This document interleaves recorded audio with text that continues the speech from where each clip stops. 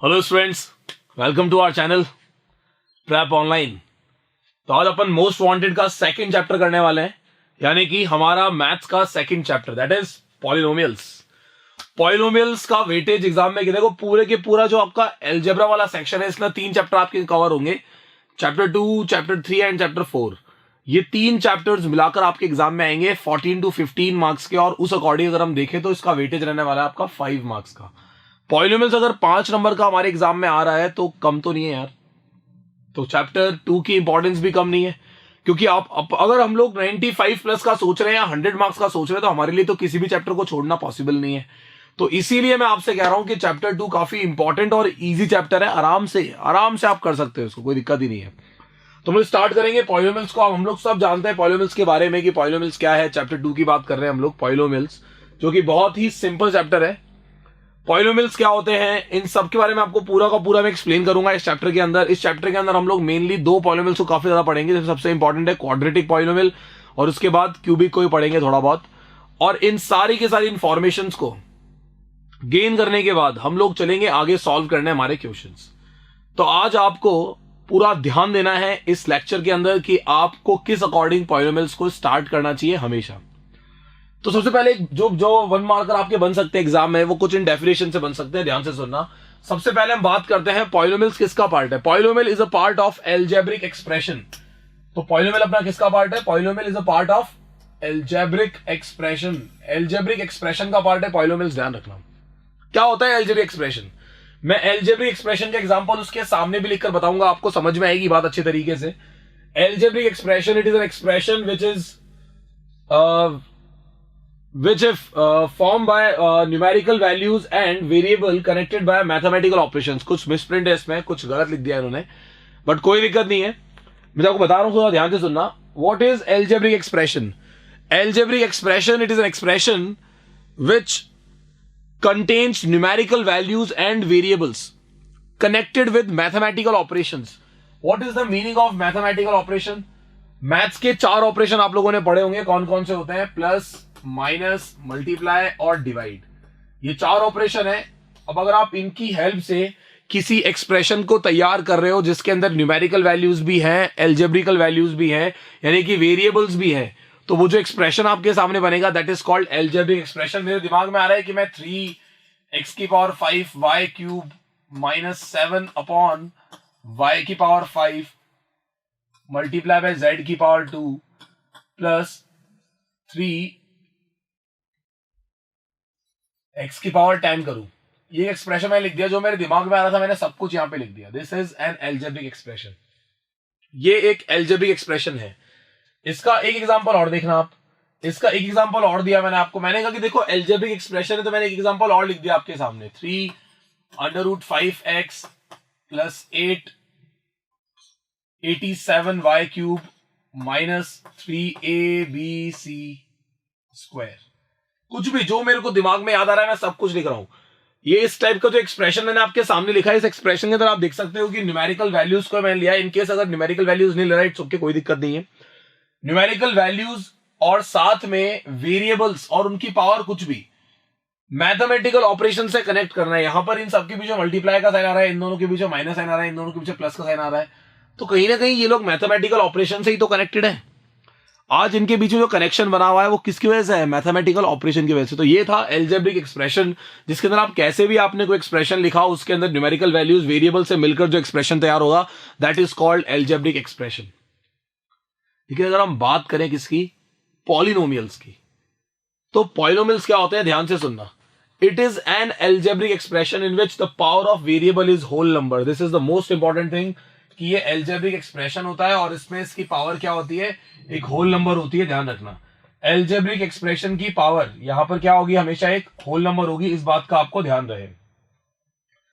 ये algebraic expression ही होता है, लेकिन इसमें एक खास बात है, इसकी पावर हमेशा एक होल नंबर होगी। जो वेरिएबल होगा उसकी पावर हमेशा क्या होगी? एक होल नंबर होगी। इन बातों को दिमाग में रखते हुए मैंने एक एग्जांपल लिखा आपके सामने। 3x⁵ y² minus 7x⁻2 y⁵5 minus 3ab²। मैंने एग्जांपल और दिया आपको, दूसरा एग्जांपल था 7 A cube B square minus 8xyz plus 20 x⁵। आज आपके सामने ये दो एग्जांपल्स मैंने दिए हैं, दोनों के दोनों पॉलिनोमियल्स के एग्जांपल है। इन सब के अंदर आप ऑब्जर्व कर सकते हो कि ये पहली बात तो एल्जेब्रिक एक्सप्रेशन तो है ही। जिस भी एक्सप्रेशन के अंदर न्यूमेरिकल वैल्यूज और वेरिएबल्स आ गए वो एल्जेब्रिक एक्सप्रेशन तो होगा ही होगा, लेकिन उसके अंदर अगर वेरिएबल्स की पावर अगर हम देखें, यहां सबकी पावर 1 1 1 है, यहां पे x की पावर 5 है, यहां 3 है, यहां 2 है, इन सबकी पावर एक होल नंबर को बिलोंग कर रही है। बात करते हैं इसकी इन सबकी पावर्स आप देख सकते हो होल नंबर को बिलोंग कर रही है, तो ये दोनों के दोनों पॉलिनोमियल्स है। लेकिन जैसे ही मेरी नजर इसके ऊपर जाती है, c की पावर 2 है, b की पावर 1 है, a की पावर 1 है, y का क्यूब है, x की पावर 1 है, 3√5 है, this is also an polynomial. ये एल्जेब्रिक एक्सप्रेशन भी एक पॉलिनोमियल है, ध्यान रखना। उसका रीजन क्या है? क्योंकि यहां पर वेरिएबल की पावर एक होल नंबर है। इस बात का आपको खास ध्यान रहे कि यहां पर वेरिएबल की पावर एक होल नंबर है और इसीलिए ये क्या है? एक पॉलिनोमियल है। अब बात करते हैं ऊपर वाले एक्सप्रेशन की। जो सबसे टॉप पे लिखा है वहां पे इन सब की पावर से मुझे कोई दिक्कत नहीं, लेकिन y की पावर 5 क्योंकि नीचे है, हम लोग जज करते हैं हमेशा ऊपर न्यूमरेटर में लाके। जैसे आप y की पावर 5 को ऊपर लाओगे y की पावर -5 बन जाएगा, और -5 कभी भी होल नंबर नहीं होता। तो ये पूरा का पूरा एक्सप्रेशन जो है ये मेरे लिए पॉलिनोमियल नहीं है। It is only a algebraic expression but not a polynomial. ये एक एल्जेब्रिक एक्सप्रेशन हो सकता है लेकिन ये पॉलिनोमियल नहीं है, ध्यान रखना। इस बात का आप थोड़ा खास ध्यान रखेंगे कि ये क्या नहीं है, it is not a polynomial. और मैंने आपको एग्जांपल भी दिया है, रीजन भी बताया है कि क्यों है। बिकॉज यहां पर y की पावर -5 आएगी और -5 होल नंबर नहीं होता, और हम पॉलिनोमियल की इंपॉर्टेंट चीज जानते हैं कि एल्जेब्रिक एक्सप्रेशन वो पॉलिनोमियल बनेगा जिसकी पावर होल नंबर होगी। वो एल्जेब्रिक एक्सप्रेशन पॉलिनोमियल बनेगा जिसकी पावर क्या होगी? वेरिएबल्स की सारी होल नंबर को बिलोंग करेगी। डिफरेंस समझ में आया? What is the difference between algebraic expression and polynomial? ये एल्जेब्रिक एक्सप्रेशन है लेकिन पॉलिनोमियल नहीं है। आप डिफरेंस समझ सकते हो बड़े आराम से। अब बात करते हैं इसके बाद नेक्स्ट टर्म की, जो कि है polynomial in one variable. Polynomial in one variable, polynomial in one variable, polynomial in one variable बहुत ही आसान है। It is an algebraic expression in which the power of variable is whole number and variables are same. Polynomial in one variable क्या है? It is an algebraic expression. ये एक algebraic expression है in which power of variable is whole number and variables are same. यानी कि polynomial in one variable में polynomial से अगर कंपेयर करें तो सिर्फ एक ही डिफरेंस है कि यहां पर वेरिएबल सेम होना चाहिए। बेसिकली मैंने एग्जांपल लिखा आपके सामने, 7x का cube minus 8x² minus 7x plus 5। आज आपके सामने जो ये एक्सप्रेशन लिखा हुआ है इसके अंदर आपको एक ही वेरिएबल देखने को मिलेगा, x, यहां पे भी x और यहां पे भी x। तो आप समझ सकते हो कि ये जो एक्सप्रेशन आपके सामने है it is a polynomial in one variable. ये पॉलिनोमियल इन वन वेरिएबल है, ध्यान रखना। It is a polynomial in one variable. तो आपको इस बात थोड़ा खास ध्यान रहे कि ये पॉलिनोमियल इन वन वेरिएबल है, इसका थोड़ा ध्यान रखना। यहां तक कोई दिक्कत किसी को? इस वाले पार्ट तक किसी को प्रॉब्लम नहीं होनी चाहिए। यहां पर आप देख रहे होंगे कि सर 5 लिखा हुआ पीछे, इसके साथ तो कोई वेरिएबल है ही नहीं। इसके साथ है x की पावर 0, और ये हमें शो नहीं करना होता। वहां पे x की पावर 0 1 बन जाएगा। हम सबको पता है किसी की पावर 0 हमेशा क्या होता है? 1 होता है। तो बेसिकली ये कांस्टेंट वैल्यू, और कांस्टेंट वैल्यू भी पॉलिनोमियल्स में इंक्लूड होती है। आपको इसमें सोचने की जरूरत नहीं है, ठीक है। और ये सारी बातें हम 9th क्लास में पढ़ के आ चुके हैं। मैं आपको थोड़ा सा रिवीजन कर रहा हूं एक बार अच्छे से, ताकि आपको डिफरेंस समझ में आ जाए। एल्जेब्रिक एक्सप्रेशन, पॉलिनोमियल और polynomial in one variable. Polynomial in one variable एक तरीके से पॉलिनोमियल का ही पार्ट है, और मेनली इस चैप्टर में पढ़ना भी क्या है? हमें पॉलिनोमियल इन वन वेरिएबल को ही पढ़ना है। इसलिए मैंने इसको भी डिस्कस किया आपके साथ कि पावर तो होल नंबर रहेगी लेकिन वेरिएबल भी सेम होना चाहिए।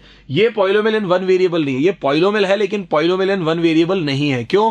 क्योंकि इसके अंदर वेरिएबल्स बहुत सारे आ रहे हैं। ये पॉलिनोमियल्स इन मैनी वेरिएबल्स है, यहां पॉलिनोमियल इन वन वेरिएबल है बिकॉज वेरिएबल एक x ही दिख रहा है। अब हम लोग बात करेंगे सबसे पहले इसके बाद क्लासिफिकेशन ऑफ पॉलिनोमियल्स की। पॉलिनोमियल्स का क्लासिफिकेशन किस किस बेसिस पे किया गया, थोड़ा ध्यान से सुनना और इसको समझने की कोशिश करना, ठीक है। तो पॉलिनोमियल्स का क्लासिफिकेशन किया गया है 2 बेसिस के ऊपर। Number 1, on the basis of terms, and second on the basis of degree, on the basis of terms और on the basis of degree। Polynomials का क्लासिफिकेशन 2 बेसिस पे किया गया है, एक तो टर्म्स के बेसिस पे और एक डिग्री के बेसिस पे। टर्म्स के बेसिस पे क्या किया गया, ध्यान से सुनना। पॉलिनोमियल्स को टर्म्स के बेसिस पर इस तरीके से डिवाइड किया गया है। मान लो आपके सामने एक्सप्रेशन में लिखा हुआ है only there is one term. हम लोग सब जानते हैं टर्म को डिफरेंशिएट करते हैं प्लस और माइनस साइन, मल्टीप्लाई और डिवाइड कभी भी अलग अलग टर्म्स नहीं बनाते। अगर किन्हीं 3-4 वैल्यूज के बीच में मल्टीप्लाई का साइन लगा हुआ है तो वो 3-4 वैल्यूज नहीं है, वो एक सिंगल वैल्यू है। आज 3x² लिखा हुआ है, 3 और x² के बीच में मल्टीप्लाई का साइन है तो ये 2 वैल्यूज नहीं है, ये एक सिंगल वैल्यू है, ध्यान रखना। आपके सामने एक सिंगल वैल्यू लिखी हुई है, यानी कि एक सिंगल टर्म लिखी हुई है। आपके सामने लिखा हुआ है x² माइनस ZY3। यहां पे 2 टर्म्स है आपके पास, 1 और 2, तो यहां पे 2 टर्म्स है। तो बेसिकली टर्म्स की काउंटिंग पे बेसिस पे पॉलिनोमियल्स का नाम डिसाइड किया गया है। जिस एक्सप्रेशन में सिर्फ एक ही टर्म होगी उसको बोलेंगे मोनोमियल। क्या बोलेंगे उसको? मोनोमियल। जिसमें 2 टर्म्स होगी उसको क्या बोलेंगे? बाइनोमियल। जिसमें 2 टर्म होगी उसको बोलेंगे बाइनोमियल। और जहां पर 3 टर्म्स होंगी, जैसे कि हम कह सकते हैं हमारे पास लिखा हुआ है यहाँ पे x plus y plus z, ये 3 टर्म्स है, उसको हम बोलेंगे ट्राइनोमियल। टर्म्स के बेसिस पर पॉलिनोमियल्स को डिस्क्राइब किया गया है, मोनोमियल, बाइनोमियल, ट्राइनोमियल। 4 टर्म होगी तो उसको बोलेंगे क्वाड्रिनोमियल। इस तरीके से उसको डिसाइड किया गया है टर्म्स के बेसिस पर। और ध्यान रखना, अगर किसी ने आपसे सवाल ये पूछ लिया कि बताओ x प्लस 3x क्या ये एक बाइनोमियल है, तो आपका आंसर होना चाहिए नो। क्यों? क्योंकि हम जानते हैं कि ये 2 टर्म नहीं है बेटा, ये एक ही टर्म है, क्योंकि ये लाइक टर्म्स है। लाइक टर्म्स कैसे पता चलती है? वो टर्म्स जिनमें वेरिएबल सेम है और वेरिएबल की पावर भी सेम है, तो वही टर्म्स लाइक टर्म्स है। दोनों में वेरिएबल x है और x की पावर यहां भी 1 है और यहां पे भी 1 है, तो आप समझ सकते हो कि आपके पास जो ये दोनों टर्म्स है वो लाइक टर्म्स है। इनको सॉल्व करने पर आएगा 4x। तो ये मोनोमियल यानी कि एक सिंगल टर्म में कन्वर्ट हो चुकी है। इसलिए आप ध्यान रखेंगे इस बात का कि जहां एक्सप्रेशन में सिंगल टर्म आएगी उसको बोलेंगे मोनोमियल, जहां 2 टर्म आएगी बाइनोमियल, जहां 3 आएगी वहां पे क्या बोलेंगे? ट्राइनोमियल। 4 टर्म वालों क्या बोलते हैं? क्वाड्रिनोमियल। आ रही है बात समझ में? तो इस तरीके से हम लोग टर्म्स के बेसिस पे पॉलिनोमियल्स के अलग अलग नाम डिस्क्राइब करते हैं। इस पे क्वेश्चन एग्जाम में 1 मार्कर सिर्फ ये आ सकता है कि आपको वो बोल दे कि बताओ ये कौन सा पॉलिनोमियल है on the basis of terms. Terms के बेसिस पे आपको उसको क्लासिफाई करना है, तो आप बड़े आराम से क्लासिफाई कर सकते हो। लेकिन इससे ज्यादा इंपॉर्टेंट है classification on the basis of degree. और ये जो डिग्री है इसका मतलब क्या होता है? ध्यान से सुनना। डिग्री का मतलब है highest power of variable. Highest power of variable, जो वेरिएबल का हाईएस्ट पावर होता है वही उसकी डिग्री होती है, ध्यान रखना। आज मैंने आपके सामने एक एग्जांपल दिया, बहुत छोटा सा, यहां एक बॉक्स बनाकर एग्जांपल दे रहा हूं, ध्यान से सुनना। x की पावर 5 माइनस 3x की पावर 4 माइनस 8x, ये एक पॉलिनोमियल आपके सामने लिखा हुआ है, 1 वेरिएबल में है। मैंने आपसे पूछा what is the degree of polynomial, तो आपका आंसर होना चाहिए degree of polynomial is 5। This is the degree of polynomial, जो कि कितनी है? 5 है। 5 is the degree of polynomial, ये पॉलिनोमियल की डिग्री है, ध्यान रखना। This is the degree of polynomial. इसमें आपको कोई भी दिक्कत नहीं होनी चाहिए, सबको अच्छे तरीके समझ में आ जानी चाहिए बात। This is the degree of polynomial. लेकिन अगर हम बात करें इसके बाद नेक्स्ट पार्ट की, तो उसके अंदर क्या है? मैंने आपसे कहा कि देयर इज अ पॉलिनोमियल, मान लो डिग्री आपको बतानी है ऐसे। ये तो पॉलिनोमियल इन 1 वेरिएबल था, इसकी डिग्री आपने बड़े आसानी से बता दी। और मेनली क्वेश्चन इसी पूछा जाएगा। मैं आपको थोड़ा सा एक्स्ट्रा सिखा रहा हूं कि इन केस अगर पूछ ले तो हम कैसे करेंगे, ध्यान से सुनना। आपके सामने लिखा हुआ है 3x² y mine plus 7x³ yz plus 8x। आपके सामने एक्सप्रेशन लिखा हुआ है, इसके अंदर वेरिएबल 3 है। It is not a polynomial in 1 variable, ये पॉलिनोमियल इन 3 वेरिएबल्स है, x, y और z। मुझे इसकी डिग्री बतानी, तो डिग्री बताने का बड़ा आसान तरीका है। आप हर एक टर्म को पकड़ो, टोटल 3 टर्म्स है इसमें, 1, 2 और 3। इस टर्म की डिग्री कितनी है? आपने कहा सर 2 और y की पावर है 1, तो दोनों की पावर्स ऐड कर दो। 2 + 1 कितना हो गया? 3। इसकी पावर 3 है, इसकी पावर 1 है, इसकी पावर 1 है। यहाँ पे 3 + 1 + 1 कितना हो गया? 5। और x की पावर 1 है। तो बेसिकली आप ये समझ सकते हो कि यहां पर जिस जगह पावर का सम ज्यादा आ रहा है वही उसकी डिग्री है। या 3 आ रहा है, या 5 आ रहा है, 1 आ रहा है, तो डिग्री इस पॉलिनोमियल की कितनी हो गई? The degree of polynomial is 5। 5 is the degree of polynomial. 5 इस पॉलिनोमियल की डिग्री है, ध्यान रखना। तो डिग्री का मतलब क्या होता है? Highest power of variable. तो अब डिग्री के बेसिस पे हम क्लासिफाई करेंगे पॉलिनोमियल्स। तो पहला कौन सा आता है? Number 1 is zero polynomial. यहां 1 मार्कर बनेंगे, बहुत जबरदस्त, थोड़ा ध्यान रखना। जीरो पॉलिनोमियल कौन सा होता है? जो आपने रियल नंबर में 0 देखा है ना, 0, इस 0 को बोलते हैं, this is called zero polynomial. 0 को कहा जाता है जीरो पॉलिनोमियल। आप बोलोगे सर जीरो पॉलिनोमियल ही कैसे है? तो बताता हूं, ध्यान से सुनना। आपने जीरो के मल्टीप्लाई में कोई भी वैल्यू लिखी, आंसर हमेशा क्या आएगा? जीरो आएगा। जहां सोचने की जरूरत ही नहीं है आपको। आपने x की पावर 10 लिखा तो भी जीरो, x की पावर 100 लिखा तो भी जीरो, x की पावर 19 लिखा तब भी जीरो। तो आप समझ सकते हो कि यहां पर इसके साथ वेरिएबल आते तो हैं, लेकिन वो इसलिए नहीं दिखते बिकॉज जीरो से मल्टीप्लाई होने के बाद वो खुद जीरो बन जाते हैं। तो यहां पर आप लोगों ने ऑब्जर्व किया कि जीरो इज अ पॉलिनोमियल, और क्वेश्चन क्या आएगा? What is the degree of zero polynomial? Zero polynomial की डिग्री क्या होती है? ये 1 मार्कर बहुत ही जबरदस्त बनता है, ध्यान रखना। इंपॉर्टेंट क्वेश्चन है इसलिए बता रहा हूं, ध्यान से सुन लेना सब। What is the degree of zero polynomial? जैसा कि अभी आप लोगों ने ऑब्जर्व किया कि आप वेरिएबल की पावर कुछ भी लगा रहे हो, 10 लिखा, 19 लिखा, 100 लिखा, 17 लिखा, 85 लिख दिया, कुछ भी लिख दिया, वेरिएबल की पावर कुछ भी हो, आंसर हमेशा जीरो आएगा। तो क्योंकि आप एक फिक्स्ड पावर, आप पावर को फिक्स नहीं कर पा रहे, आप एक फिक्स्ड पावर नहीं निकाल पा रहे, दैट्स वाई हम यहां पर इसकी डिग्री को कहते हैं नॉट डिफाइन। क्यों कहते हैं नॉट डिफाइन? क्योंकि हम सब जानते हैं कि यहां पर जो हमारे पास पावर है वो फिक्स नहीं हो पा रही है। क्योंकि पावर फिक्स नहीं है इसलिए इसका आंसर क्या है? Not defined. डिग्री इसकी नॉट डिफाइन है। समझ में आ गई बात? आप कुछ भी पावर लगाओगे, आंसर हमेशा क्या आएगा? जीरो आएगा। तो आप कह सकते हो कि डिग्री क्या है इसकी? नॉट डिफाइन है। और आप लोगों को इसमें कोई दिक्कत नहीं होनी चाहिए, ध्यान रखना। ये एक्सप्रेशन, ये चीज आपको ढंग से दिमाग में बैठ जानी चाहिए। आगे चलते हैं। इसके बाद जो नेक्स्ट पार्ट है that is number 2। Number 2 is constant polynomial. Constant polynomial. अब कांस्टेंट पॉलिनोमियल क्या होता है? ध्यान से सुनना। कांस्टेंट पॉलिनोमियल वो पॉलिनोमियल है जिसके अंदर ऑल रियल नंबर्स आते हैं, सारे के सारे रियल नंबर्स, सबके सब रियल नंबर्स। कैसे? आपने बोला -2, आपने बोला 5, आपने बोला 100, माइनस का 100 ले लो, आपने कहा 2/7, आपने कहा माइनस का 2.5, आपने कोई भी एक कांस्टेंट नंबर बोल दिया। Any real number, all real numbers, ये सब के सब क्या होते हैं? कांस्टेंट पॉलिनोमियल होते हैं, क्योंकि इनकी वैल्यू कांस्टेंट होती है, किसी वेरिएबल पे डिपेंडेंट नहीं होती। और कांस्टेंट पॉलिनोमियल की डिग्री क्या होती है ये मैं आपको समझाऊंगा, जरा ध्यान से देखना, क्योंकि इस पे भी 1 मार्कर बनता है, बहुत ज्यादा इंपॉर्टेंट। ये इंपॉर्टेंट है, degree of constant polynomial. Degree of zero polynomial क्या थी? Degree of zero polynomial is not defined. Degree of constant polynomial क्या होने वाली है मैं बताता हूं। डिग्री ऑफ कांस्टेंट पॉलिनोमियल होती है जीरो। कैसे? यहां पर इन सब के साथ जो वेरिएबल है वो है उसकी पावर जीरो है। आप देख सकते हो कि यहां पर -2 के साथ x की पावर जीरो था, क्योंकि वो 1 बन गया तो आंसर दोबारा -2 आ गया। यहां पर भी 5 के साथ 1 हो जाएगा तो आंसर दोबारा 5 आ जाएगा। तो बेसिकली यहां पर जितने भी वैल्यूज हैं इन सब के साथ x की पावर क्या लगा हुआ है? जीरो लगा हुआ है। ध्यान रखना, अगर x की पावर जीरो रहेगा तो आप बोल सकते हो कि ये सारे के सारे एक्सप्रेशंस जो हैं,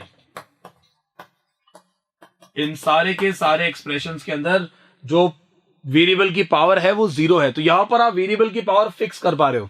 अगर आपने जीरो के अलावा कोई और पावर लगाई तो वो वेरिएबल कभी नहीं हटेगा और ये वैल्यू दोबारा कांस्टेंट नहीं आएगी। तो इसीलिए मैं आपसे कह रहा हूं कि क्योंकि यहां पर एक ऐसी पावर की जरूरत है जिसके होने से कोई फर्क ही ना पड़े, तो हमने डिसाइड किया कि यहां पे वेरिएबल की पावर क्या रखेंगे? जीरो रखेंगे। So that's why the degree of constant polynomial is zero. और आपको इस बात का खास ध्यान रखना है कि कांस्टेंट पॉलिनोमियल की डिग्री क्या होती है? जीरो होती है। इसमें मुझे कोई डाउट नहीं चाहिए, कांस्टेंट पॉलिनोमियल की डिग्री क्या होगी? जीरो होगी। ये ध्यान रखेंगे सब लोग, ठीक है? Degree of constant polynomial is zero. यहां तक किसी को कोई दिक्कत? इस वाले पार्ट में किसी को कोई प्रॉब्लम नहीं होनी चाहिए। अब आगे चलते हैं। नेक्स्ट इज लीनियर पॉलिनोमियल, यानी कि आपने नंबर 2 पढ़ लिया, अब नंबर 3 की बारी है। Number 3 is linear polynomial. Linear polynomial, linear polynomial क्या चीज है? ध्यान से सुनना। देखो भाई, लीनियर पॉलिनोमियल का मतलब है एक ऐसा पॉलिनोमियल जिसकी डिग्री 1 हो। लीनियर पॉलिनोमियल की डिग्री क्या होती है? 1 होती है। अब ध्यान से सुनेंगे आप लोग सब।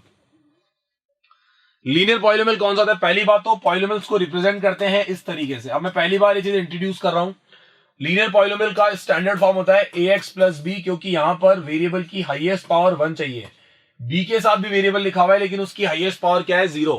तो आप कह सकते हो कि लीनियर पॉलिनोमियल के अंदर जो हमारे पास हाईएस्ट पावर होती है वो 1 होती है। That's why it is called linear polynomial. और डिग्री क्या होती है? इसकी 1 होती है। ध्यान रखना, ये इसकी स्टैंडर्ड फॉर्म है। आप जब कभी भी इसकी बात करेंगे तो ध्यान से सुनना। ये p जो है वो तो एक वेरिएबल है, आप चाहो तो इसको f ऑफ x बोल दो, आप चाहो तो g ऑफ x बोल दो, आप चाहो तो h ऑफ x बोल दो, आप कुछ भी बोल सकते हो, कोई फर्क नहीं पड़ता। लेकिन ब्रैकेट के अंदर मैंने एक ही वेरिएबल लिखा हुआ है x x x x x सब जगह। उसका रीजन क्या है कि ब्रैकेट के अंदर जो पॉलिनोमियल जो वेरिएबल होता है वो इस बात को प्रेजेंट कर रहा होता है कि हमारा जो पॉलिनोमियल है वो x वेरिएबल के अंदर है। आ रही है मेरी बात समझ में? जो हमारे पास ब्रैकेट के अंदर जो वेरिएबल x है वो किसको प्रेजेंट कर रहा होता है? वो इस बात को रिप्रेजेंट कर रहा होता है कि हमारा जो पॉलिनोमियल है वो x वेरिएबल के अंदर है, यानी कि हमारा जो पॉलिनोमियल है वो x वेरिएबल की फॉर्म में है। आ रही है मेरी बात समझ में? अगर मान लो मैंने p ऑफ y लिखा होता तो फिर यहां पर ये फॉर्म कुछ ऐसी बन रही होती, a y प्लस b, तो वेरिएबल y होता। तो बेसिकली ब्रैकेट में आने वाला वेरिएबल पॉलिनोमियल किस वेरिएबल में है इस बात को प्रेजेंट कर रहा होता है, ध्यान रखना। और ये लीनियर पॉलिनोमियल है, इसकी डिग्री हमेशा 1 होगी और आपके सामने मैंने स्टैंडर्ड फॉर्म लिख दी है। अब मैं कुछ एग्जांपल्स देता हूं आपको पॉलिनोमियल्स के, ध्यान से सुनना। जो लीनियर पॉलिनोमियल होगा, जैसे 2x प्लस 3 लिखा मैंने आपके सामने, बिल्कुल ये एक लीनियर पॉलिनोमियल है, ध्यान रहे इस बात का आप सबको।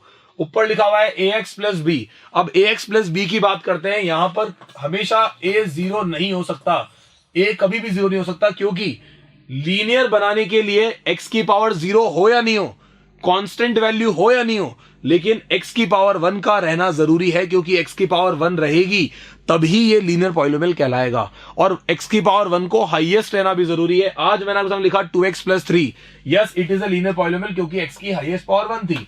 मैंने आपके सामने लिखा ओनली 2x, अभी भी ये लीनियर पॉलिनोमियल है क्योंकि x की पावर 1 अभी भी एग्जिस्ट कर रहा है। लेकिन अगर मैंने लिखा होता p of x is equals to 3, तो क्या आप इसको लीनियर पॉलिनोमियल बोलते? नहीं, तो ये आप इसको बोलते it is a constant polynomial, क्योंकि यहां पर x की पावर 0 है, तो ये लीनियर पॉलिनोमियल नहीं है। It is not a linear polynomial, ये कांस्टेंट पॉलिनोमियल है। तो आपको इस बात को ढंग से समझना है और अच्छे तरीके से दिमाग में बैठाना है कि लीनियर पॉलिनोमियल क्या होता है। आ रही बात समझ में? और लीनियर पॉलिनोमियल होने के लिए रिस्पॉन्सिबल कौन है? x की पावर 1, तो उसका जिंदा रहना जरूरी है, ध्यान रखना। आगे चलते हैं, इसके बाद नेक्स्ट आता है हमारे पास number 4 is quadratic polynomial. And this is most important. ये मान लो कि ये बैकबोन है इस चैप्टर की, ये आपको आना ही चाहिए, मोस्ट इंपॉर्टेंट चीज है। स्टैंडर्ड फॉर्म समझ गए ना आप? डिग्री क्या चल रही है, 0 1, अब इसकी डिग्री कितनी होगी? 2 होगी, इसलिए इसको क्वाड्रेटिक कहते हैं, ध्यान रखना।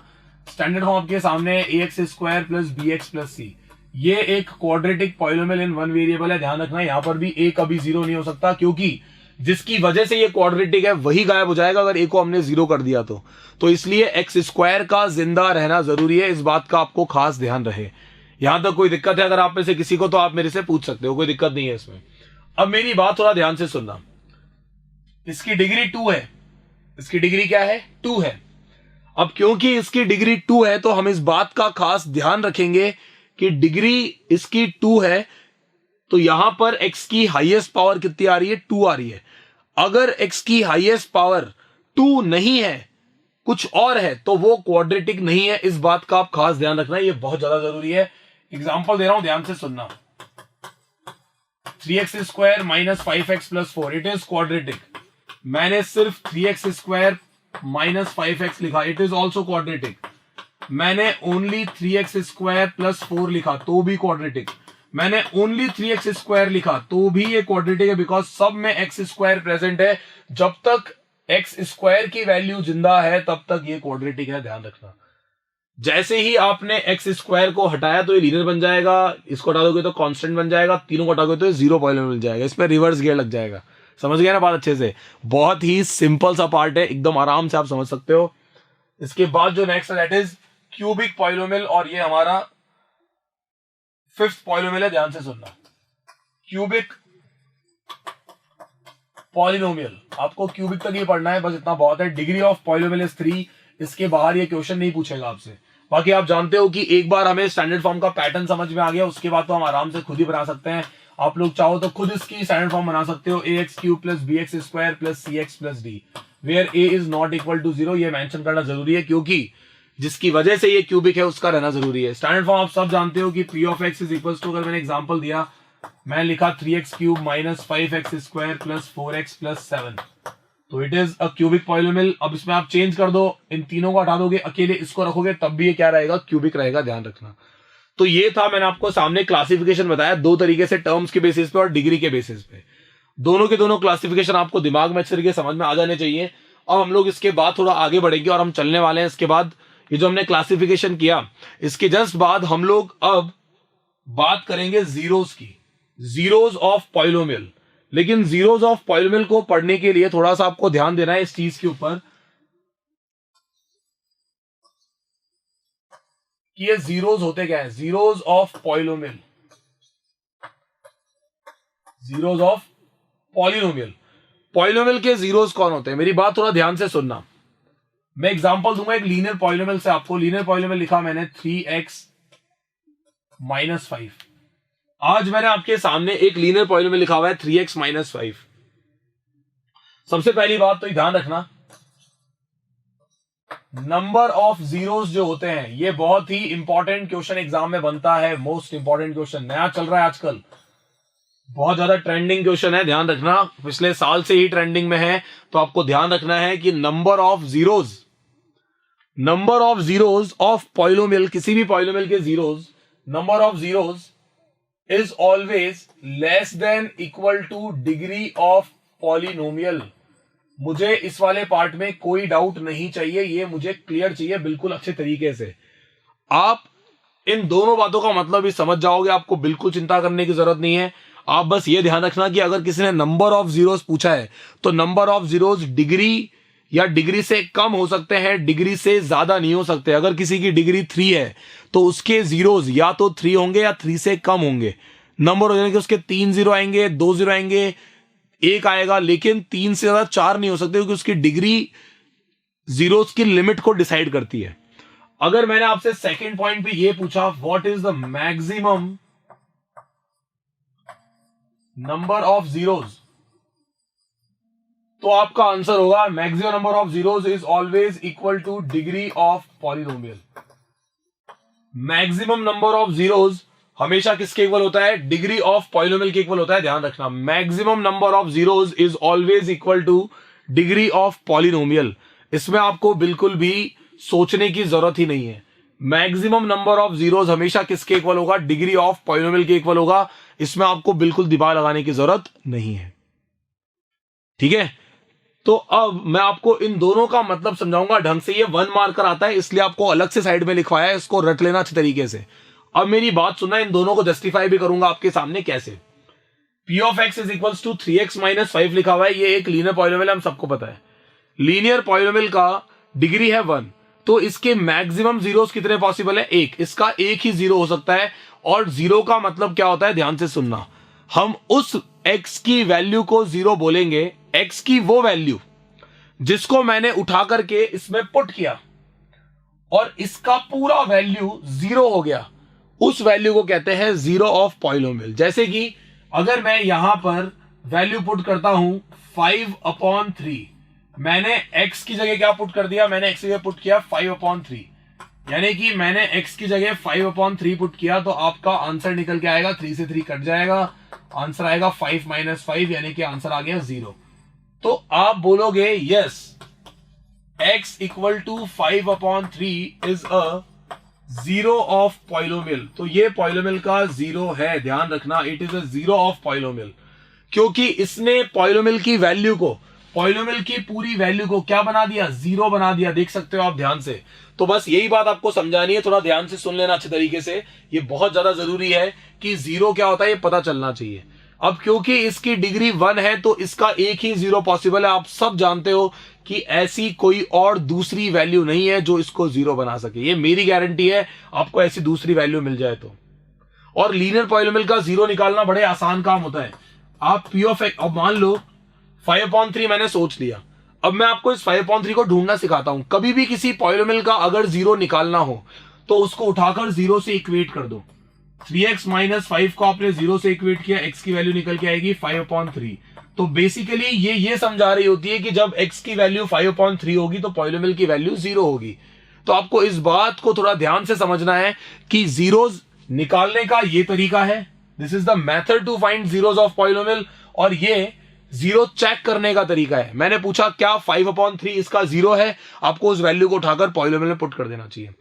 पुट किया, पुट करने पर अगर आंसर जीरो आया, ये बहुत आसान तरीका है। अगर आपको ये चेक करना है कि ये इसका जीरो है तो सिंपल है, इस वैल्यू को उठाकर जहां x लिखा है वहां पुट कर दो। पुट करने पर चेक करो कि लास्ट में पॉलिनोमियल का आंसर 0 आ रहा है या नहीं आ रहा। अगर 0 आ रहा है तो आप बोलोगे yes it is a polynomial, it is a zero of polynomial. अगर 0 नहीं आता तो हम बोलते it is not a zero of polynomial. बात समझ में आ गई? एकदम सिंपल सा कॉन्सेप्ट है।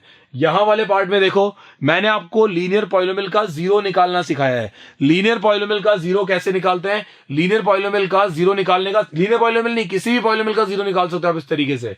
पॉलिनोमियल को उठाओ, 0 के इक्वल करो और यहां से x की वैल्यू निकाल लो। यही आपका वो वैल्यू है जिसको इस पॉलिनोमियल में पुट करने से आपका आंसर 100% 0 आएगा। ये मेरी गारंटी है। आ रही है बात समझ में? तो आप इस तरीके से समझो इस बात को। अब आप लोगों ने एक छोटा सा कॉन्सेप्ट, उन दोनों की बात करते हैं ना, मैक्सिमम नंबर ऑफ जीरोस तो हमेशा डिग्री के बराबर होगा। ये तो आपको समझ में आ गया होगा कि मैक्सिमम तो डिग्री से ऊपर। यहां जब इसकी डिग्री 1 थी, क्या इसके 2 जीरोस पॉसिबल है? क्या नॉट पॉसिबल। डिग्री 1 है तो 0 भी 1 ही होंगे। Maximum number of zeros are 1। लेकिन अगर मैं आपसे पूछ रहा हूं कि नंबर ऑफ जीरोस, मैक्सिमम नहीं पूछ रहा, पूछ रहा हूं find the number of zeros, तो नंबर ऑफ जीरोस की बात यह है कि नंबर ऑफ जीरोस के केस में हम लोग डिग्री और डिग्री से कम क्यों मानते हैं? एक एग्जांपल समझाऊंगा, ध्यान से सुनना। मैंने पॉलिनोमियल चेंज किया। इस बार जो मेरे सामने पॉलिनोमियल आ रहा है वो बहुत ही इजी सा है, x square plus 4x plus 4। ये एक पॉलिनोमियल मेरे सामने है, ये क्वाड्रेटिक पॉलिनोमियल है। इसके जीरोस निकालना सिखाता हूं, ध्यान से सुनना। मैंने इसके जीरोस निकाले, मैंने इसको स्प्लिट किया, x square plus 2x plus 2x plus 4 में स्प्लिटिंग सबको आती होगी। 4 के ऐसे फैक्टर्स जिनको प्लस या माइनस करने पर 4 आए, तो आपने कहा 2 2 जा 4 होता है। तो सिंपल सी बात है, आपने 2 और 2 को ले लिया, 2 2 जा 4 होता है, तो आपने 2x प्लस 2x लिखा और इन दोनों के अंदर x कॉमन लिया, बचेगा x प्लस 2। यहां पर भी 2 कॉमन लिया, बचेगा x प्लस 2। और आप बोल सकते हो कि ओवरऑल x प्लस 2 कॉमन आएगा, बचेगा x प्लस 2। अब यहां पर जब आपके पास पॉलिनोमियल फैक्टराइज हो चुका, क्योंकि लीनियर के अंदर फैक्टराइज करने की जरूरत नहीं होती, क्वाड्रेटिक के अंदर, क्यूबिक के अंदर ये फैक्टराइज होने के बाद ही जीरोस निकाल कर देते हैं। तो आपको पहले पॉलिनोमियल को, अगर किसी क्वाड्रेटिक पॉलिनोमियल के आप जीरोस निकालने जा रहे हो तो आप पहले उसको स्प्लिटिंग से फैक्टराइज करोगे और फैक्टराइज करने के बाद आप उस पॉलिनोमियल को 0 से इक्वेट करोगे। जैसे कि मैंने आपको सिखाया है कि जीरोस निकालने के लिए 0 से इक्वेट करना ही पड़ता है। p ऑफ x को 0 से इक्वेट करने का मतलब है इस वैल्यू को 0 से इक्वेट करना, x प्लस 2 इक्वल टू 0 और x प्लस 2 इक्वल टू 0। क्योंकि हम जानते हैं कि ये वैल्यू 0 तभी हो सकती है जब या तो ये ब्रैकेट 0 हो या ये ब्रैकेट 0 हो। तो मेरे यहां से भी वैल्यू निकल के आ रही है -2 और यहां से भी वैल्यू निकल के आ रही है -2। अगर हम स्टेप्स के अकॉर्डिंग देखें तो नंबर ऑफ जीरोस 2 निकले हैं, बिल्कुल सही है, 2 जीरोस निकले, लेकिन दोनों के दोनों सेम है। तो यहां पर आप नंबर ऑफ जीरोस कितने आए? Maximum number of zeros are 2, 2 maximum number of zeros थे। लेकिन अगर प्रैक्टिकली देखें तो -2 तो एक ही वैल्यू है। तो आप कह सकते हो कि यहां पर जो नंबर ऑफ जीरोस है वो एक ही है। तो basically number of zeros degree और डिग्री से कम हो सकते हैं, डिग्री से ज्यादा नहीं हो सकते। आई बात समझ में? इसीलिए मैं आपसे कह रहा हूं कि अगर आपको नंबर ऑफ जीरोस पूछा जाए तो बोलना less than equal two degree of polynomial. अगर पूछा जाए मैक्सिमम नंबर ऑफ जीरोस तो बोलेंगे equal two degree of polynomial. यहां तक अगर आप में से किसी को डाउट है तो आप अपने डाउट सेशन में डाउट्स जरूर पूछना। इन सब डाउट्स को अपनी कॉपी में लिख लो। ये डाउट्स है आपकी, जब भी डाउट क्लास होगी आपको इन्फॉर्म किया जाएगा और उस डाउट क्लास के अंदर आप इसको आकर पूछेंगे। ये बहुत ज्यादा कंपलसरी है आप सबके लिए, ठीक है? ये था, हम लोगों ने जीरोस का कॉन्सेप्ट भी सीख लिया, हमने सब कुछ सीख लिया। अब हम थोड़ा सा जीरोस से हटेंगे, थोड़ा सा ट्रैक छोड़ेंगे और हम चलेंगे सीधे नेक्स्ट पार्ट पे, that is the graph. Graph वाले पार्ट की बात करेंगे हम लोग, है ना, ग्राफ्स की बात करेंगे। और ग्राफ्स की बात करने के लिए मेरे पास आपके लिए एक्सप्लेन करने के लिए बहुत सी चीजें हैं। आप सब ग्राफ को जानते हो कि ग्राफ जो होता है उसमें एक्सिस होती है, एक्स एक्सिस, वाई एक्सिस, इसको बोलते हैं positive x, negative x, positive y, negative y, और ये होता है अपना ओरिजिन, दिस इज ओरिजिन। अब मुझे अगर किसी पॉलिनोमियल का ग्राफ बनाने का क्वेश्चन एग्जाम में आएगा, बिल्कुल नहीं आएगा। पॉलिनोमियल का ग्राफ बनाने का क्वेश्चन एग्जाम में नहीं आएगा। पॉलिनोमियल में ग्राफ सिर्फ छोटा सा पार्ट को प्रेजेंट कर रहा होता है, लेकिन उस पार्ट का कॉन्सेप्ट बहुत अच्छा है, ध्यान से सुनना। आप मेरी बात थोड़ा प्रैक्टिकली समझने की कोशिश करना कि हम लोग लिखते हैं p of x is equals to, मान लो मैंने बना रखा है x square minus x plus 3। ये आपके सामने मैंने एक क्या बना रखा है, पॉलिनोमियल बना रखा है, p of x is equals to x square minus x plus 3। इस पॉलिनोमियल का मुझे ग्राफ ड्रॉ करना है। मुझे एग्जाम में ग्राफ ड्रॉ करने के लिए नहीं आएगा, लेकिन ग्राफ ड्रॉ करने के पीछे मेरा एक पर्पस है जो आपको एक्सप्लेन करना चाहता हूं। ध्यान से सुनना, सिर्फ 5 मिनट लगेगी आपको समझने में। बहुत इजीली आप समझ पाओगे कि मैं क्या समझाना चाहता हूं आप सबको, ठीक है? तो थोड़ा ध्यान से सुनना। मैंने आप लोगों से कहा कि यहां पर मैं मान रहा हूं कि let p of x is equals to y, क्योंकि मुझे एक्स और वाई के बीच में ग्राफ बनाना है, तो मुझे बेसिकली कोऑर्डिनेट चाहिए होंगे। आज मैं जो टेबल बनाऊंगा उस टेबल के अंदर मेरे पास एक्स और वाई की वैल्यूज तो होनी चाहिए ना यार। एक्स और वाई की वैल्यूज होगी तभी तो मैं बता पाऊंगा कि ग्राफ कैसा बनेगा। अब सब ध्यान से सुनेंगे, ठीक है? ये बहुत ही इंपॉर्टेंट चीज है। मैं थोड़ा सा पॉलिनोमियल चेंज कर रहा हूं ताकि एक अच्छा बेटर एग्जांपल आपको दे सकूं, तो ध्यान से समझना इस चीज को। X square plus 5x plus 6, ये एग्जांपल मैं ले लिया आपके सामने, है ना? अब मैंने आपसे कहा कि अगर p ऑफ x को y माना तो y इक्वल टू हो गया x square plus 5x plus 6। ध्यान से देखना सब। इस एक्सप्रेशन में मैं फर्स्ट पार्ट में x की वैल्यूज पुट करूंगा। मैंने कहा x इज इक्वल्स टू, हम एक काम करते हैं 0 ले लेते हैं। मैंने क्या लिया? x इक्वल्स टू 0 लिया, तो y निकल के आएगा 0 प्लस 6, तो y की वैल्यू निकल के आ गई 6। तो हमारा पॉइंट क्या हो गया? 0,6, यानी कि जो ग्राफ बनेगा उसके अंदर एक पॉइंट आएगा 0,6 सेकेंड। मैंने कहा x की वैल्यू को -2 ले लेते हैं। अपने y की वैल्यू पुट की, -2 का स्क्वायर 5 इंटू -2 प्लस 6। आपने ऑब्जर्व किया ये आ रहा है 4, ये आ रहा है माइनस का 10, ये आ रहा है प्लस का 6। आपका आंसर आ रहा है 0, यानी कि -2,0 ये आपका निकल गया सेकंड पॉइंट। जब आप x -2 लेते हो तो y आता है 0 निकल के। आपने कहा एक काम करते हैं, x को लेते हैं इस बार प्लस का 2 ले लेते हैं, तो y निकल के आएगा। वैसे प्लस का 2 की जगह भी काम करो 1 ले लो, थोड़ा छोटी वैल्यू देते हैं ताकि हम थोड़ा आसपास ही ट्रेवल करते रहें। ज्यादा बड़ी वैल्यू देंगे हमें नुकसान है ड्रॉ करने के लिए। तो मैंने -1 ले लिया। -1 का स्क्वायर 1 होता है, 5 इंटू -1 -5 हो गया प्लस 6 हो गया। आपका आंसर निकल के आएगा। यहां से इन दोनों को सॉल्व करने पर 1 आएगा, 1 + 1 2 हो जाएगा, y की वैल्यू 2 आएगी, यानी कि जब x -1 लिया तो y 2 आ रहा है।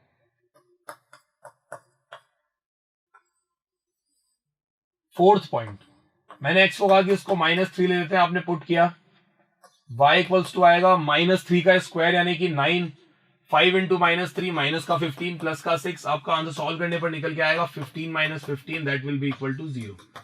तो आपका सॉल्यूशन निकल के आ गया -3,0, यानी कि x -3 और y कितना आ रहा है? 0 आ रहा है।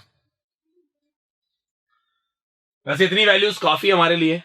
एक काम करते हैं, इस वाले पार्ट को इरेज करते हैं और इस जगह एक वैल्यू और निकाल लेते हैं ताकि पूरी टेबल कंप्लीट हो जाए अच्छे तरीके से। मैंने 5th वैल्यू यहां पे निकाली है। जो 5th वैल्यू है वो क्या है? अगर मैं x की वैल्यू कुछ भी ले लो रैंडम, आपने माइनस लिया था, इस बार +1 ले लो, तो 1 का स्क्वायर 1 हो गया, प्लस 5 हो गया, प्लस 6 हो गया। आपका आंसर आएगा 12, यानी कि y की वैल्यू कितनी आ रही है? 12। जब x 1 लिया तो y 12 आ रहा है, तो x 1 पे y 12 आ रहा है। अब मुझे इस टेबल के पॉइंट्स प्लॉट करने अपने ग्राफ में। मैंने आपके सामने सा ग्राफ बनाया, ध्यान से देखना, जो ग्राफ पे ड्रॉ कर रहा हूं।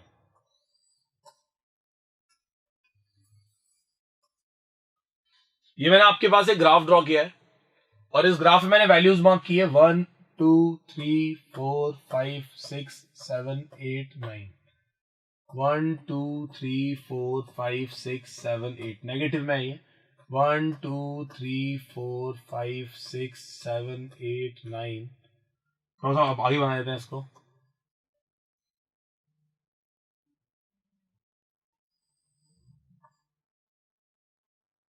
8 9 10 11 12।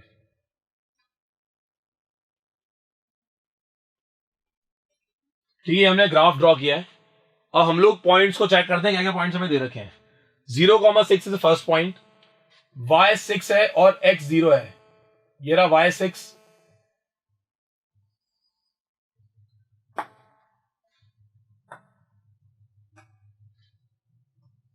This point is 0,6। देखते हैं नेक्स्ट पॉइंट क्या है।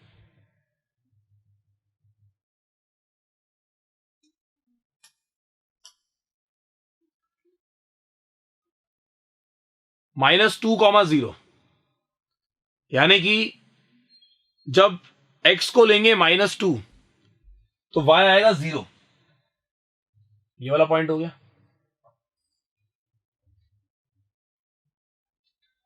-1 पे 2 है, x -1 और y 2 है।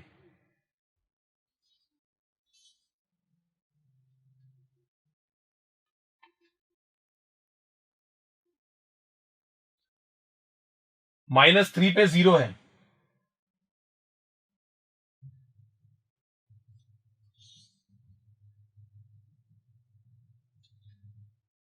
वन पे 12 है। जब x 1 है तो y कितना आ रहा है? 12 आ रहा है। अब अगर मैं इसका ग्राफ ड्रॉ करूंगा, ध्यान से सुनना किस तरीके से ग्राफ बनेगा इसका। मैंने इसको प्लॉट किया, एक इस टाइप का फिगर हमारा बनकर सामने आएगा, बिकॉज कुछ पॉइंट्स नीचे से भी आएंगे।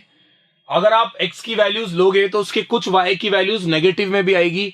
अगर आप यहां पर कोई भी नेगेटिव वैल्यू पुट करते हो जो कि थोड़ी बड़ी है, सपोज आपने -4 पुट किया, -4 किया या -5 पुट किया है, आपने कोई भी बड़ी वैल्यू पुट की है, तो उस अकॉर्डिंग इसका जो आंसर आएगा, जो ग्राफ बनेगा वो इस अकॉर्डिंग बनेगा, जिस अकॉर्डिंग मैंने आपके सामने बनाकर दिखाया, इस टाइप का ग्राफ बनेगा। तो बेसिकली इसको ऑब्जर्व करके ये समझ में आता है कि जितने भी क्वाड्रेटिक पॉलिनोमियल हैं उनके जो ग्राफ बनते हैं वो इस टाइप के बनते हैं, इस तरीके से। और कई बार जो ग्राफ होता है वो इस टाइप का भी बन जाता है, इस तरीके से इसको टच करते हुए भी निकलता है, यूं इस तरीके से। तो ये जो आपके यू शेप वाले ग्राफ बने ना, इस टाइप के जो ग्राफ बनते हैं, कुछ ऐसे ग्राफ भी बनते हैं इस टाइप के। ये जो ग्राफ होते हैं ये सारे के सारे ग्राफ किसके होते हैं? क्वाड्रेटिक पॉलिनोमियल के होते हैं। ध्यान से सुनना। अब मैं आपको छोटी सी बात एक्सप्लेन करूंगा इस ग्राफ वाले पार्ट में, जो कि बहुत ज्यादा इंपॉर्टेंट है आप सबके लिए। इस वाले पार्ट के अंदर जो ग्राफ मैंने आपके सामने बनाया है, इस ग्राफ के अंदर एक बात थोड़ा फटाफट समझना कि जो ग्राफ मैंने आपके सामने बनाया, इस ग्राफ ने एक्स एक्सिस को एक ही पॉइंट पे टच किया। इस ग्राफ ने एक्स एक्सिस को एक ही पॉइंट पे टच किया है। तो उसको टच करने का मतलब क्या है आपको समझाता हूं। जब हमने एक्स की वैल्यूज पुट की कुछ इस टाइप की, जिनको पुट करने पर y की वैल्यू 0 आ रही है, यानी कि ये दो वो पॉइंट है जो इस पॉलिनोमियल के 0 है। x की वैल्यू -2 पुट करने पर इसका आंसर 0 आता है, -3 पुट करने पर इसका आंसर 0 आता है। तो basically these are the zeros of polynomial. और जो आपका ग्राफ है वो जिन जिन पॉइंट्स पे x एक्सिस को टच करते हुए, इंटरसेक्ट करते हुए निकलता है, वो नंबर ऑफ जीरोस को प्रेजेंट कर रहे होते हैं। तो ग्राफ पे आपका सिर्फ एक ही सवाल पूछा जाएगा कि ग्राफ को देखकर बताओ कि ये कितने जीरोस बनेंगे इस पॉलिनोमियल के। यानी कि आपको पॉलिनोमियल का ग्राफ दे देगा, खुद ग्राफ देगा, वो आपको ग्राफ देगा और आपको बोलेगा कि नंबर ऑफ जीरोस काउंट करके बताओ। जैसे कि ये ग्राफ है, ये एक्स एक्सिस को 2 पॉइंट पे टच करते हुए, इंटरसेक्ट करते हुए निकल रहा है। तो इसके नंबर ऑफ जीरोस कितने हो गए? नंबर ऑफ जीरोस इसके हो चुके हैं 2। Number of zeros are 2। आज मैंने ग्राफ बनाया आपके सामने और ये ग्राफ कुछ इस तरीके से मूव कर रहा है। तो इस ग्राफ के नंबर ऑफ जीरोस कितने होंगे? 3 होंगे, क्योंकि यहां पर हम समझ गए हैं कि नंबर ऑफ जीरोस 3 क्यों है, बिकॉज इसने 3 जगह एक्स एक्सिस को इंटरसेक्ट किया है। तो ये जो कॉन्सेप्ट मैं आपको समझाना चाहता हूं, इस कॉन्सेप्ट को जरा ध्यान से सीखना, because it is most important. Time लगता है चैप्टर को स्टार्ट करने में, चैप्टर की स्टार्टिंग बेसिक समझाने में, जहां से 1 मार्कर आपको बहुत ज्यादा बनेंगे। इसीलिए इतना टाइम लग रहा है इस बात को समझाने में कि आपके सामने ग्राफ पे क्वेश्चन क्या क्या आएंगे। मैंने वो ग्राफ बनाकर दिखाया ताकि आपको समझ में आए कि पॉलिनोमियल्स के ग्राफ अलग बनते हैं, कर्व बनती है। लीनियर पॉलिनोमियल ग्राफ हमेशा एक स्ट्रेट लाइन बनेगा, लेकिन ध्यान रहे कि किसी ग्राफ के अंदर अगर कोई ग्राफ इस तरीके से बन रहा है, लाइक वो एक्स एक्सिस को इंटरसेक्ट कर ही नहीं रहा है, एक ग्राफ कुछ ऐसा बन गया, ये लाइन थी, वो एक्स एक्सिस को इंटरसेक्ट कर ही नहीं है, तो आप बोलेंगे नंबर ऑफ जीरोज आर 0। यहां पे जीरोज निकला ही नहीं है, एक भी जीरो नहीं है, क्योंकि ये कांस्टेंट पॉलिनोमियल का ग्राफ है। आ रही है मेरी बात समझ में? तो ध्यान रहे इस बात का। यहां पर इसने एक ही पॉइंट पे टच किया है, तो यहां पे नंबर ऑफ जीरोज आर 1। लेकिन ये ग्राफ जो है वो क्वाड्रेटिक पॉलिनोमियल का ही है। अब आपको मैंने कहा था कि पॉलिनोमियल के अंदर नंबर ऑफ जीरोस डिग्री से कम भी हो सकते हैं। तो यहां पर अगर इसकी डिग्री 2 है तो इसके नंबर ऑफ जीरोस 1 क्यों आए? क्योंकि आपको एग्जांपल दिया था -2 दोनों जीरो सेम होंगे यार। तो इसीलिए वो एक ही पॉइंट पे टच करते हुए निकल रहा है। आ रही है बात समझ में? यही रीजन था जो मैं आपको समझाना चाहता हूं कि ग्राफ क्यों इंपॉर्टेंट है। ग्राफ को देखकर वो आपसे सिर्फ नंबर ऑफ जीरोस पूछेगा।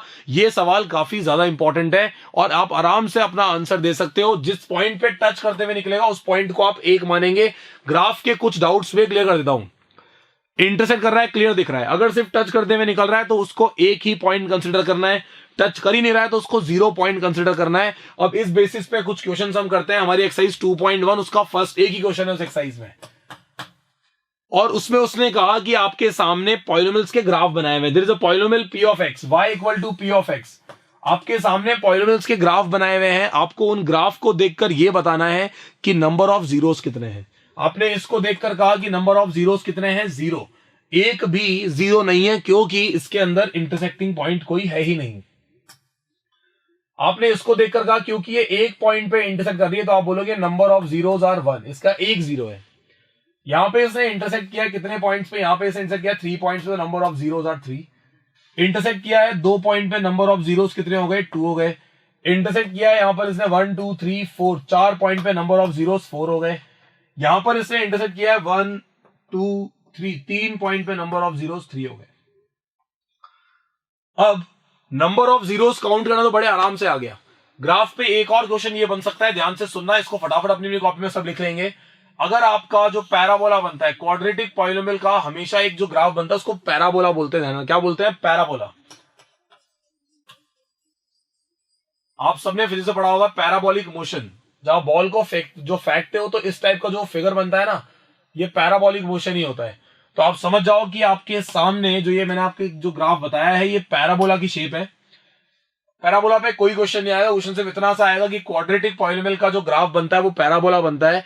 आप ये बताओ कि पैराबोला अगर अपवर्ड बन रहा है, ये अपना क्वाड्रेटिक पॉलिनोमियल है ax square plus bx plus c। सारा का सारा दारमदर इसी पार्ट पे है, इसी पे है। यही सबसे इंपॉर्टेंट पॉइंट है, ध्यान रखना, ax स्क्वायर। अब मेरी बात सुनना, ax स्क्वायर जो आपके सामने लिखा हुआ है, ये ax स्क्वायर पे आपको फोकस करना है सबसे ज्यादा। क्यों? क्योंकि ax स्क्वायर ही डिसाइड करता है कि पैराबोला ऊपर की तरफ बनेगा या इस तरीके से नीचे की तरफ बनेगा। कैसे मालूम चलता है? अगर इस a का साइन पॉजिटिव है, अगर a प्लस का है तो ऊपर बनेगा, a माइनस का है तो नीचे बनेगा। याद रखना सब, बस आपको इतना ध्यान रखना है कि अगर a प्लस का है तो पैराबोला ऊपर की तरफ बनेगा, माइनस का है तो नीचे की तरफ बनेगा। आप चाहो तो कोई भी एग्जांपल लेकर ग्राफ ड्रॉ करके देख लेना, ये मेरी गारंटी है कि आपका ग्राफ इस तरीके से ही बन रहा होगा। ये मैंने आपको थोड़ा सा एक्स्ट्रा बता दिया क्वाड्रेटिक पॉलिनोमियल के बारे में। ऐसे ही क्यूबिक के बारे में भी है, लेकिन कोई मतलब नहीं है पढ़ने का, बिकॉज वो एग्जाम में नहीं आता और ये भी आज तक कभी बोर्ड्स में नहीं पूछा गया। लेकिन अगर पूछ ले तो मैं आपको उस रिस्क से हटा रहा हूं कि अपन ऐसा कोई काम करेंगे नहीं कि अपने यहां मार्क्स कट जाए। अपन सब पढ़ के जा रहे हैं। पैराबोला ऊपर की तरफ कब बनेगा? जब ए पॉजिटिव होगा। नीचे की तरफ करेगा जब ए नेगेटिव होगा। बात खत्म। अब हम चलते हैं सबसे इंपॉर्टेंट चीज पे, that is zeros of polynomial, जो हम लोग पढ़ चुके हैं। जीरोस ऑफ पॉलिनोमियल के बाद मैंने आपसे पहले ही कहा था कि क्वाड्रेटिक पॉलिनोमियल सबसे ज्यादा इंपॉर्टेंट है। तो क्वाड्रेटिक पॉलिनोमियल के अंदर ही हमको सबसे पहले यह पढ़ना है कि what is the relationship between the zeros and coefficients of polynomial. Zeros और कोफिशिएंट्स के बीच में जो रिलेशन होता है वो कैसे एस्टैब्लिश होता है, हमें यह समझना है और बहुत ज्यादा जरूरी है समझने के लिए। ध्यान से सुनना। और बात हो रही है क्वाड्रेटिक पॉलिनोमियल की। किसकी बात हो रही है? क्वाड्रेटिक पॉलिनोमियल की, क्योंकि यही सबसे इंपॉर्टेंट था। क्वाड्रेटिक पॉलिनोमियल की स्टैंडर्ड फॉर्म क्या होती है? आपने कहा sir ax square plus bx plus c। This is the standard form of quadratic polynomial. ये क्वाड्रेटिक पॉलिनोमियल की स्टैंडर्ड फॉर्म है। अब मुझे एक बात समझाओ, इसकी डिग्री 2 है तो इसके मैक्सिमम कितने जीरोस पॉसिबल है? आपने कहा सर इसके मैक्सिमम 2 जीरोस पॉसिबल है। मान लो कि मैं उन जीरोस को मान रहा हूं, एक को अल्फा मान लिया और एक को बीटा मान लिया। एक जीरो को अल्फा माना है और एक जीरो को क्या माना है? बीटा माना है। ध्यान रखना, मैंने एक जीरो को अल्फा माना है और एक जीरो को बीटा माना है। और मैं आपसे कह रहा हूं कि मुझे आप लोग ये बताओ कि जो जीरोस होते हैं वो किसको प्रेजेंट कर रहे होते हैं? जीरो एक्स की वो वैल्यू होती है जिसको पॉलिनोमियल में पुट करने पर पॉलिनोमियल का वैल्यू क्या हो जाता है? जीरो हो जाता है। तो basically all these are the values of x. जब एक्स की वैल्यू अल्फा होगी तब भी इसका आंसर जीरो आएगा, जब एक्स की वैल्यू बीटा होगी तब भी इसका आंसर जीरो आएगा। ये जीरोस है, ध्यान रखना। जीरोस से अगर आपको फैक्टर्स बनाना हो, देखो बहुत थोड़ा सा डिफरेंस होता है जीरोस और फैक्टर में। जीरो को इसमें पुट किया तो इसका आंसर जीरो आ गया। अगर मैं इसको ऐसे लिख रहा हूं एक्स माइनस अल्फा, तो ये जो आपके सामने एक्सप्रेशन निकल के आया है, इसको आप बोलोगे this is a factor of polynomial. काम दोनों का सेम है, x की वैल्यू अल्फा पुट करी तो इसकी वैल्यू 0 हो जाएगी, फैक्टर में अगर आपने इसको इससे डिवाइड किया तो इसकी वैल्यू 0 हो जाएगी, इसका रिमाइंडर 0 आएगा। यानी कि x माइनस अल्फा से इसको डिवाइड करने पर जो आपका रिमाइंडर आता है वो 0 ही आता है, इसीलिए आप इसको फैक्टर कहते हो। आप सब जानते हो कि आज 2 12 का फैक्टर क्यों है, क्योंकि जब 12 को 2 से डिवाइड करते हैं रिमाइंडर 0 आता है, वो उसको एग्जैक्टली डिवाइड करता है, तो इसीलिए तो आप 2 को 12 का फैक्टर बोलते हो। तो वही रीजन है कि हम x माइनस अल्फा को इसका फैक्टर क्यों बोलेंगे, क्योंकि इससे उसको डिवाइड करने पर रिमाइंडर क्या आएगा, 0 आएगा। x इक्वल टू अल्फा 0 की फॉर्म है, ऐसे लिख दोगे तो फैक्टर बन जाएगा, वैसे ही ये भी क्या बन जाएगा, फैक्टर बन जाएगा। अब मैं आपको वो पार्ट नहीं करवाऊंगा जो बोर्ड में कोई नहीं पूछेगा। आज यहां से जब मैं इन दोनों फैक्टर्स को, ध्यान रखना, इस पॉलिनोमियल के नंबर ऑफ फैक्टर्स भी डिग्री से ही डिफाइन हो सकते हैं, जितनी डिग्री होगी उतने ही फैक्टर्स होंगे। आज यहां पर इसकी डिग्री है 2, तो इसके फैक्टर्स भी 2 ही हैं। और हमेशा अगर आपको पॉलिनोमियल के सारे फैक्टर्स पता हो तो उन फैक्टर्स को मल्टीप्लाई करने पर आप दोबारा से पॉलिनोमियल बना सकते हो। अगर आप इन दोनों फैक्टर्स को मल्टीप्लाई करोगे तो दोबारा से क्या बन जाएगा, पॉलिनोमियल बन जाएगा, ये वाला पॉलिनोमियल बन जाएगा। मैं थोड़ा सा आपको बेसिक में घुसकर समझा रहा हूं, लेकिन इस बात को समझना बहुत इंपॉर्टेंट है आपके लिए, क्योंकि यहीं से मैं कुछ फॉर्मूले ड्राइव करूंगा और वो फॉर्मूले आपको याद रखने हैं। P of x is equals to x minus alpha x minus beta आ रहा है, मेरी बात थोड़ा ध्यान से सुनना। इन दोनों फैक्टर्स को जब मैं मल्टीप्लाई करूंगा दोबारा से पॉलिनोमियल बन जाएगा, लेकिन पॉलिनोमियल के अंदर हो सकता है कि कोई न्यूमेरिकल वैल्यू कॉमन आ रही हो, तो इसलिए मैं खुद को सेव करने के लिए एज अ सेफ साइड मैं यहां पर एक कांस्टेंट k पुट कर दूंगा। k का मतलब क्या है, k इज कांस्टेंट, k एक कांस्टेंट वैल्यू है, ध्यान रखना। k कुछ नहीं है, एक कांस्टेंट वैल्यू है, इस बात का आपको ध्यान रखना है। P of x is equals to k x minus alpha x minus beta. यह आपके सामने मैंने जब आप इसको मल्टीप्लाई करोगे तो एक्सप्रेशन कुछ ऐसा निकल के आएगा, k x square minus alpha plus beta x plus alpha beta. जब आप इनको मल्टीप्लाई करोगे तो ऐसा एक्सप्रेशन आपके सामने निकल के आएगा, दिस इज अ पॉलिनोमियल। और आप लोग इसको याद रखेंगे अच्छे तरीके से, ये आपको लर्न करना है, ध्यान रखना, ये आपको याद रखना है, क्योंकि इस पे क्वेश्चन बनेगा और हम इससे फटाफट तुरंत सॉल्व कर देंगे ये चुटकियों में। X square minus alpha plus beta का मतलब है सम ऑफ जीरोज। अल्फा और बीटा जीरोज थे, अगर अल्फा और बीटा उसके 2 जीरोज हैं तो अल्फा और बीटा को ऐड करने का मतलब हो गया सम ऑफ जीरोज, मल्टीप्लाई करने का मतलब हो गया प्रोडक्ट ऑफ जीरोज। तो बेसिकली इस फॉर्म को आप ऐसे भी याद कर सकते हो कि k ब्रैकेट में आएगा x square minus sum of zeros plus product of zeros. आगे बात समझ में, आप इसी चीज को ऐसे भी याद कर सकते हो, ध्यान रखना कि k x square minus sum of zeros multiply by x plus product of zeros. ये कहां काम में आएगा बताऊंगा आपको, और बहुत फास्ट आप इससे आंसर निकाल दोगे और बोर्ड्स में कोई उसको गलत नहीं कर सकता, ये अपनी गारंटी है। अभी आपको सिंपल सी एक बात समझनी है, यहां पर छोटी सी एक बात समझनी है कि पॉलिनोमियल के जीरोज से हमने ये पॉलिनोमियल बनाया। अगर मैंने फैक्टर्स को मल्टीप्लाई करके ये पॉलिनोमियल बनाया तो इसमें और इसमें कोई डिफरेंस नहीं है, ध्यान रखना। अगर इन दोनों में कोई डिफरेंस नहीं है तो k को अंदर मल्टीप्लाई करने के बाद जब मैं उससे कंपेयर करूंगा तो मेरे पास एक्सप्रेशन निकल के आएगा alpha plus beta is equals to minus B upon A, और अल्फा बीटा निकल कर आएगा सी अपॉन ए के इक्वल। ये मैंने आपको शॉर्ट में पूरा का पूरा डेरिवेशन ही करवा दिया है। अब इस पूरे के पूरे पार्ट में जो आपको याद रखना है, एक तो ये याद रखना है और एक ये याद रखना है, यही रिलेशन है। This is the relationship between zeros and coefficients. A B C इसके कॉफिशिएंट्स हैं, अल्फा और बीटा इसी के जीरोज है। आ रही है बात समझ में, अल्फा और बीटा इसी के जीरोज हैं और ए बी सी उसी के कॉफिशिएंट्स हैं, और ये आपको लर्न करना है किसी भी हालत में। मैं दोबारा बोल रहा हूं, alpha plus beta minus B upon A होता है और alpha into beta C upon A होता है। P of x is equals to k x square minus alpha plus beta x plus alpha beta. This is the polynomial k x square minus alpha plus beta x plus alpha beta. ये polynomial हमको, ये expression हमको याद रखना है किसी भी हालत में, याद रखना है इसको, इस पे क्वेश्चंस आएंगे। इतना बोल रहा हूं मतलब इस पे क्वेश्चन आएगा इस बार, देख लेना, मेरी गारंटी है। इस पे और इन पे क्वेश्चन पक्का बनेगा इस साल, पिछला नहीं बना था, इस साल बनेगा 100%, देख लेना। क्योंकि जो कटवाया है वो डिवीजन एल्गोरिथम कटवा दिया, डिवीजन एल्गोरिथम कटवा दिया तो इनका आने के चांसेस ऑटोमेटिकली बढ़ गए। तो अब हम लोग फटाफट चलते हैं 2.2 के ऊपर। ये 2.2 के कुछ क्वेश्चंस हैं हमारे सामने। टोटल 2.2 के 6 पार्ट है। मैं आपको करके दिखाऊंगा कोई 3 पार्ट, 3 पार्ट्स मैं करके दिखाऊंगा, 3 पार्ट आप खुद से करोगे। और इसीलिए मैं सबसे पहले उठाऊंगा आपके सामने 2.2 क्वेश्चन नंबर 1 का थर्ड पार्ट। मैं ये वाला पार्ट करके दिखाऊंगा आपको। ये वाला पार्ट करने का एक रीजन है, वो भी करके दिखाऊंगा, ये भी करके दिखाऊंगा। ध्यान से सुनना, इन पार्ट्स को करने का एक रीजन है। क्या रीजन है बताऊंगा अभी, ध्यान से सुनना।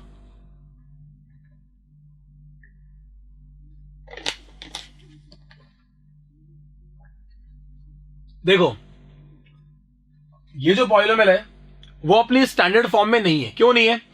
पॉलिनोमियल को हमेशा डिक्रीजिंग ऑर्डर में लिखना होता है।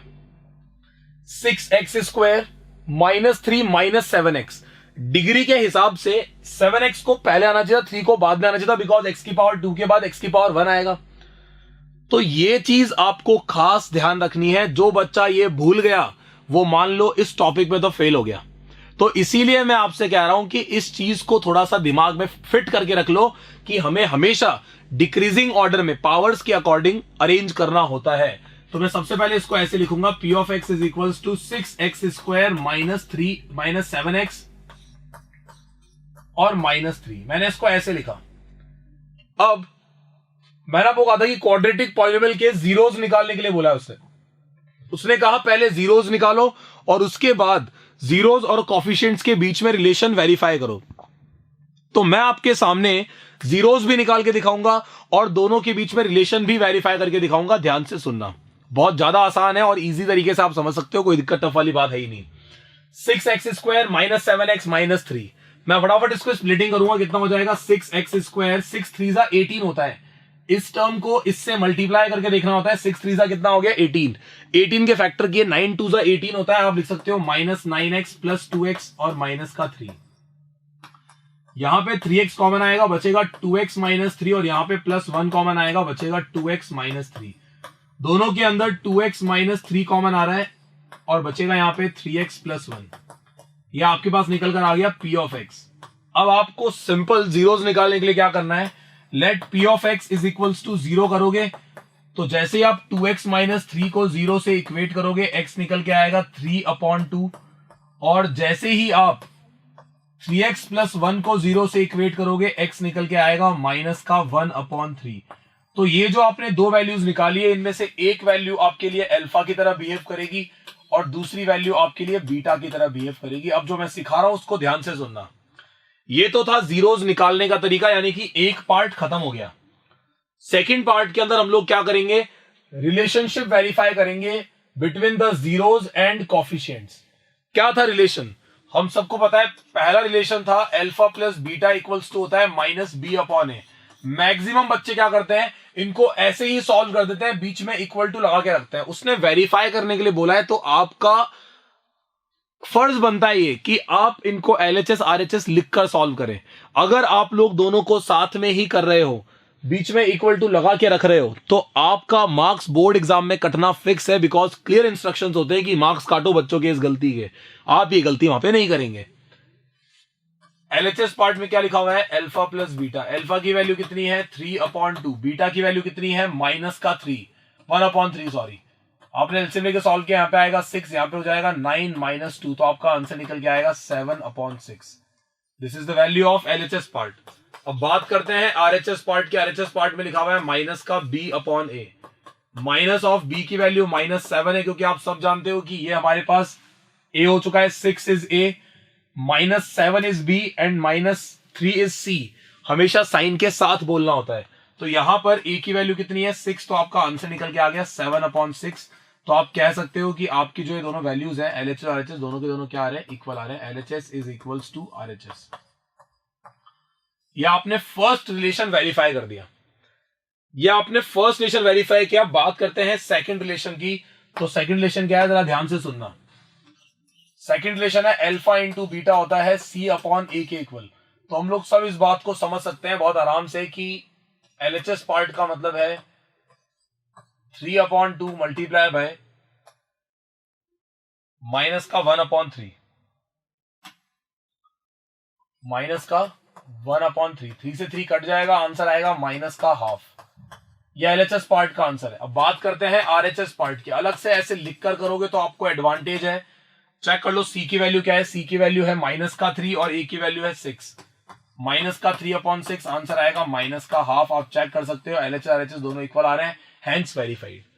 इस तरीके से आपको ये वाला पार्ट करना है, ध्यान रखना इसमें कोई गड़बड़ी नहीं होनी चाहिए, ये बहुत ज्यादा इंपॉर्टेंट है, ध्यान रहे सबको। अब हम चलते हैं सीधे फोर्थ पार्ट के ऊपर, जो आपको फोर्थ पार्ट में लिखवा रखा था पीछे।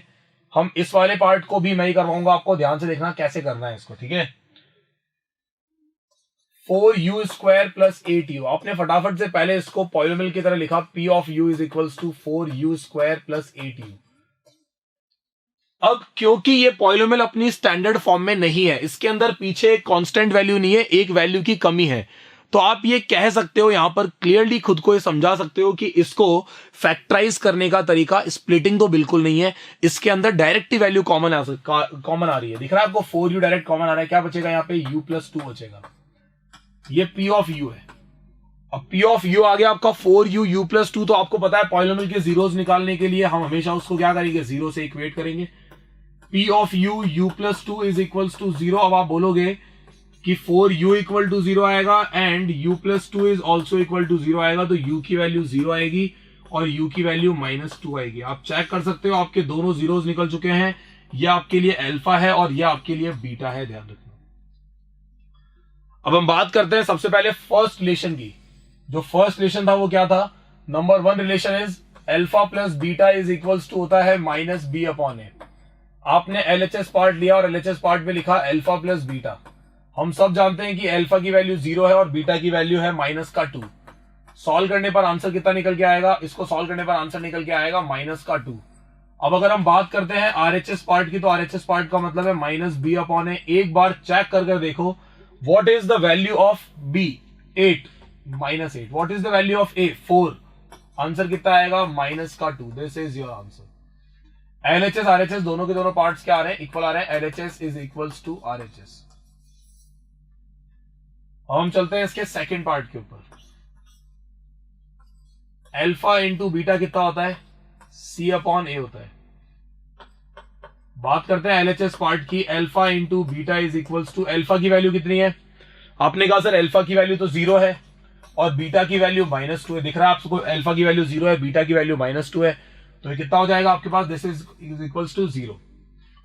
आरएचएस पार्ट की बात करते हैं, दिस विल = c/a। c की वैल्यू कितनी है, आपने कहा था c की वैल्यू देखनी पड़ेगी। x² का कोएफिशिएंट a होता है, ये b होता है, इसके पीछे वाली टर्म में c होता है, क्योंकि वो है ही नहीं तो c की वैल्यू क्या है, 0। 0/4। आंसर कितना निकल के आएगा, 0, ध्यान रखना। तो आपका आंसर हो गया एलएचएस = आरएचएस, तो ये हो गया verify, hence verified. LHS = RHS, hence verified. तो कोई दिक्कत तो नहीं है आप में से किसी को, से बहुत आसान है, एकदम सिंपल से पार्ट है, आपको बस जीरोस निकालना आना चाहिए। मैंने आपको 3 पार्ट करवाने हैं इसके, और तीनों पार्ट इसलिए करा रहा हूं बिकॉज तीनों में थोड़ा डिफरेंट मेथड अप्लाई हो रहा है फैक्टराइज करने का। अगर तीनों टर्म्स प्रेजेंट है तो स्प्लिटिंग करनी है, 2 टर्म्स ये वाली प्रेजेंट है तो आप कॉमन ले लोगे डायरेक्ट। लेकिन आप एक पीछे वाला पार्ट देख रहे हैं, इसके आगे वाला 2.2 क्वेश्चन नंबर 1 का 5th पार्ट है, t² - 15। अब इसके अंदर अगर आपने इसको लिखा p of t = t² - 15, तो ना तो इसमें कुछ कॉमन आ रहा है और ना इसकी स्प्लिटिंग हो सकती है।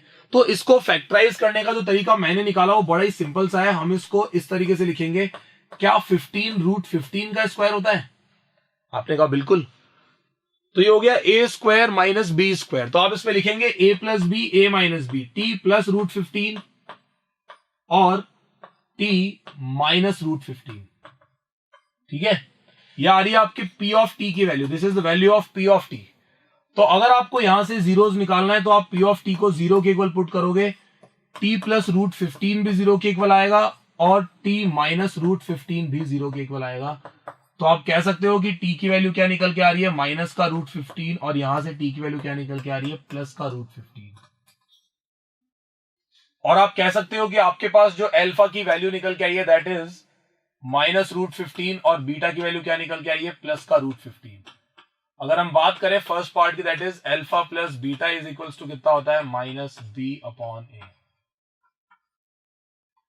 अल्फा + बीटा कितना होता है, -b/a। तो आप कह सकते हो यहां पर जो आपका एलएचएस पार्ट है वो क्या है, alpha + beta, and this will be equal to -√15 plus √15 आपका आंसर आएगा 0। बात करते हैं आरएचएस पार्ट की। आरएचएस पार्ट का मतलब है माइनस का b अपॉन ए। b की वैल्यू कितनी है, अब यहां से एक बार जज कर लेते हैं what is the value of A. A की वैल्यू है 1, b की वैल्यू कितनी है, आपने ऑब्जर्व किया कि यहां पर बीच वाली जो टर्म होती है वो तो है ही नहीं, तो b की वैल्यू 0 और c की वैल्यू कितनी है माइनस का 15। तो अब इसमें क्या करेंगे हम लोग, जब वैल्यू पुट करने की बात आएगी तो -0 अपॉन 1 पुट करेंगे, आंसर आएगा 0। तो आप देख सकते हो कि LHS is equals to RHS। समझ में आ रहा है, बड़े आराम से, कोई दिक्कत ही नहीं है। अब इसके बाद चलते हैं नेक्स्ट पार्ट पे। सेकंड था alpha into beta is equals to होता है C upon a. LHS part का मतलब है alpha into beta that will be equal to -√15 plus √15। तो आपका आंसर निकल के आएगा माइनस का 15। This is the value of alpha into beta. अब बात करते हैं RHS पार्ट की। इसका आंसर होगा C अपॉन ए, और C की वैल्यू आप सब जानते हो। C की वैल्यू कितनी आ रही है वहां से माइनस का 15, और A की वैल्यू कितनी आ रही है 1, तो आपका आंसर आएगा माइनस का 15। तो इस तरीके से आप समझ सकते हो कि आपका LHS पार्ट और RHS पार्ट दोनों ही क्या आ रहे हैं, इक्वल आ रहे हैं। ध्यान रखना, LHS is equals to RHS, hence proof. तो आप समझ सकते हो कि आपने जो 3 पार्ट किए, जो आपने फर्स्ट पार्ट किया, इसके अंदर डायरेक्ट स्प्लिटिंग सॉल्व होना था, नेक्स्ट वाले के अंदर हमें कॉमन लेना पड़ रहा था, और थर्ड वाले के अंदर हमें एंटिटी लगानी पड़ रही है, कौन सी, a square minus b square. a square minus b square क्या होता है, a plus b, a minus b. अगर आप ये एंटिटी वहां मेंशन कर रहे हो तो भी ठीक है, अगर मेंशन करना भूल गए दैट विल बी ओके, कोई दिक्कत नहीं है, मार्क्स नहीं कटेंगे। लेकिन ध्यान रखना कि आपने एंटिटी ये अप्लाई करी है वहां पे, इसका आपको पता रहना चाहिए। अब इसका 6th पार्ट, फर्स्ट और सेकंड पार्ट, ये सब डायरेक्ट स्प्लिटिंग्स हो जाएंगे, आप आराम से कर सकते हो, क्योंकि इनमें कुछ वैरायटी नहीं है। वैरायटी वाले पार्ट्स मैंने खुद करा दिया, आपको ज्यादा सोचने की जरूरत ही नहीं है। आगे चलते हैं इसके बाद।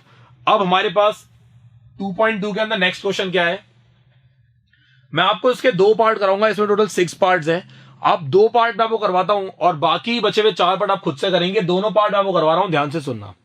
मैं आपको 3 पार्ट करा दूंगा, बहुत आसान है। ये क्वेश्चन नंबर 2 है, उसका फर्स्ट पार्ट है। उसने आपसे बोला हमें क्वाड्रेटिक पॉलिनोमियल निकालना है। ध्यान से सुनना, जो मैंने आपको ये फॉर्मूला लिखवाया था, यहां जो मैंने आपको फॉर्मूला लिखवा रखा है, ये वाला, ये फॉर्मूला जो है, ये फॉर्मूला आप इसके आगे लिख लो, यहां पर मेंशन कर लो, this formula is used, this formula is used to find a quadratic polynomial whose sum of zeros and product of zeros are given। ये जो फॉर्मूला है ये किसको निकालने के लिए है, this formula is used to find a quadratic polynomial whose sum of zeros and product of zeros are given। और हमारे इस वाले क्वेश्चन के अंदर आपको यही तो गिवन है। उसने आपको कहा कि find a quadratic polynomial each with the given number as the sum and product of it zeros. यानी कि आपको 1/4 अल्फा प्लस बीटा दे रखा है, this is 1/4 and alpha into beta दे रखा है माइनस का 1। अब मुझे इनको लेकर के पॉलिनोमियल निकालना है। मैंने सबसे पहले अपना फॉर्मूला लिखा, के x square minus alpha plus beta x और प्लस अल्फा बीटा, ये हमने फटाफट से फॉर्मूला लिखा के। अब आपको जब आप वैल्यू पुट करते हो उस टाइम को के लिखने की जरूरत नहीं होती, ध्यान रखना। के हमने कॉमन, अगर कुछ भी कॉमन पार्ट आएगा तो उसको हम के से डिनोट कर देंगे, के से रिप्रेजेंट कर देंगे। तो मुझे डायरेक्ट यहां पे एक्सप्रेशन लिखना है 1/4 एक्स, और यहां पे आएगा माइनस का 1। ये सॉल्व करने पर निकल के आएगा x square minus x/4 minus का 1। तो जैसे ही हम इसको एलसीएम लेकर सॉल्व करेंगे, हमारे पास p ऑफ x कितना निकल कर आएगा, 4x square minus x minus 4, और अपॉन में कितना आएगा, 4 आएगा। तो आप कह सकते हो कि 1/4 4x square minus x minus 4, तो हम ये कह सकते हैं, और 4x square minus x minus 4। Basically यहां पर जो k था उसको 1/4 से रिप्रेजेंट किया है हमने। यानी कि आपको एक बार तो अगर एलसीएम आ रहा है तो एलसीएम लेकर के ये एक्सप्रेशन ऐसे प्रेजेंट करना है, और फिर बाहर जो ये कॉमन वैल्यू थी इसको के से डिनोट कर दो, और लास्ट में ये और लिख के आओ कि जो ब्रैकेट वाला है that is the actual polynomial, because बाहर जो कॉमन आ गया उसकी कोई उसकी कोई इंपॉर्टेंस नहीं है। जैसे आप जीरोस निकालने के लिए उसको जीरो से इक्वेट करोगे, सबसे पहले 1/4 जाके जीरो हो जाएगा। So that's why I am saying this thing कि जब भी आपके सामने 1/4 लिखा हुआ हो तो उस 1/4 को आप के 1/4 मतलब कोई भी कांस्टेंट वैल्यू अगर आती है तो उसको आप के से प्रेजेंट कर देंगे, ध्यान रखना। अब जैसे कि मुझे सेकंड पार्ट में उन्होंने बोला है कि हमें √2 और हमें दे रखा है, सेकंड पार्ट में दे रखा है alpha plus beta is √2 and alpha into beta is 1/3। अब मेरे को पॉलिनोमियल निकालना है, मैंने फटाफट से लिखा alpha plus beta x plus alpha beta, और मैंने तुरंत वैल्यूज पुट करी x² माइनस √2x प्लस 1/3। जैसे ही एलसीएम लूंगा निकल के आएगा 3x² माइनस 3√2x प्लस 1, और होल अपॉन में कितना आ रहा है 3 आ रहा है। तो आप कह सकते हो this is 1/3 3x² minus 3√2x plus 1 और 3x² माइनस 3√2x प्लस 1। ये आपका एक्सप्रेशन निकल के आ गया और यही आपका आंसर भी है। दिस इज योर आंसर, खत्म। ये आपका रिक्वायर्ड पॉलिनोमियल है, ध्यान रखना, this is your required polynomial. अगर आपको यहां तक कोई भी दिक्कत आए तो आप बड़े आराम से पूछ सकते हो, यहां तक आपको कोई दिक्कत नहीं है, किसी से घबराने की जरूरत नहीं है, आप आराम से पूछ सकते हो कुछ भी इसके अंदर, ठीक है। तो आपको इस तरीके से इन चीजों का ध्यान रखना है। डाउट क्लास अगर आप तैयार हो इनमें कोई भी क्वेश्चन पूछने के लिए, आप अब किसी पार्ट को अटेम्प्ट कर लो, इनमें से कोई पार्ट, सपोज जीरो वाला पार्ट है आपके सामने, आपने पॉलिनोमियल निकालने के लिए kx² minus alpha plus beta x लिखा और प्लस अल्फा बीटा लिखा।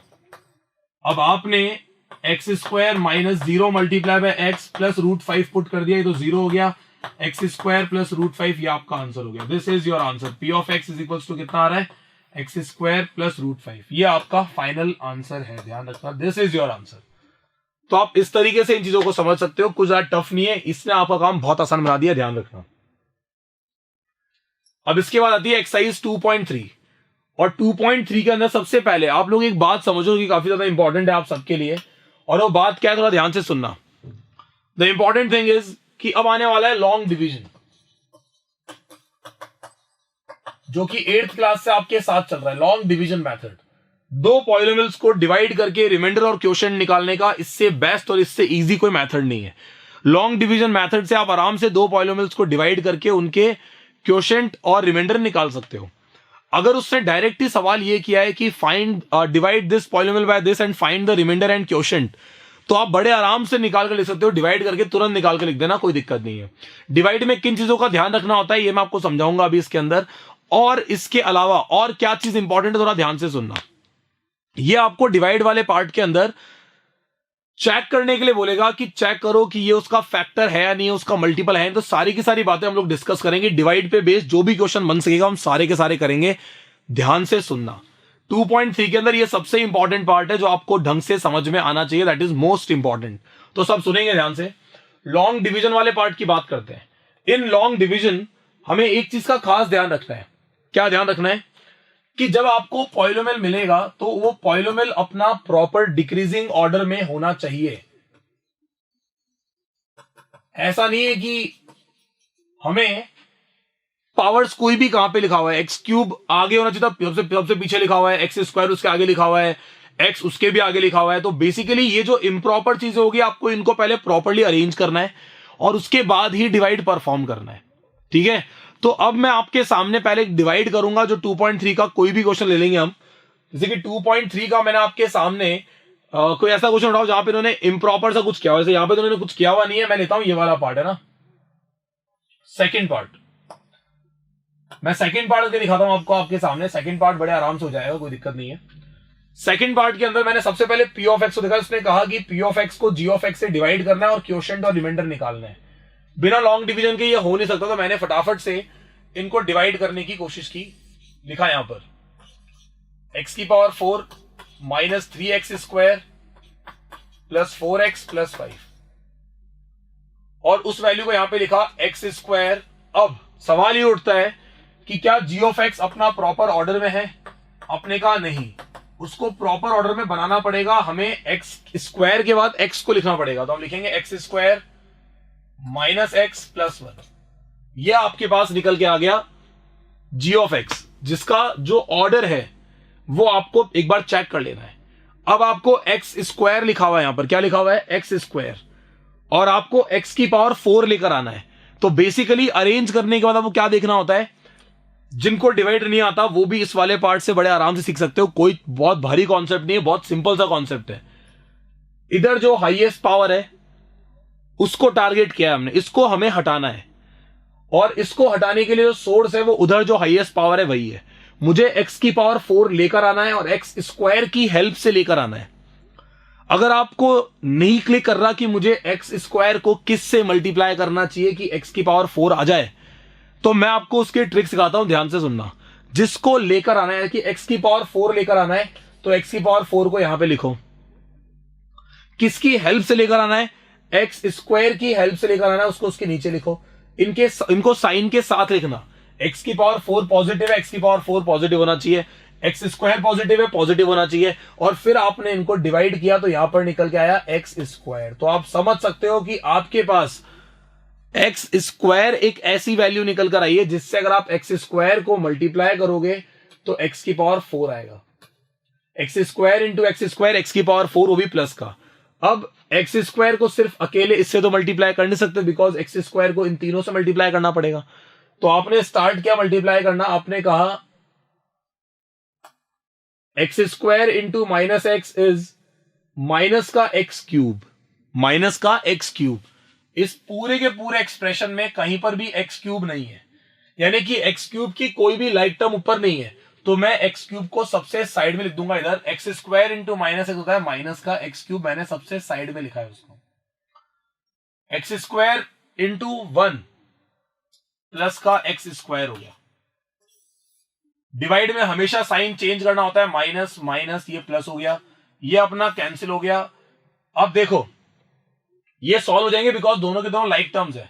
लेकिन हम लोग सब एक बात जानते हैं अच्छे तरीके से कि हमेशा डिक्रीजिंग ऑर्डर, यानी कि सबसे बड़ी पावर सबसे आगे आएगी। आज एक्स स्क्वायर से बड़ी पावर मेरे पास है, माना कि एक्स क्यूब के ऊपर कोई वैल्यू नहीं है, तो जिसकी कोई लाइक टर्म नहीं है उसकी लाइक टर्म 0 मान लो।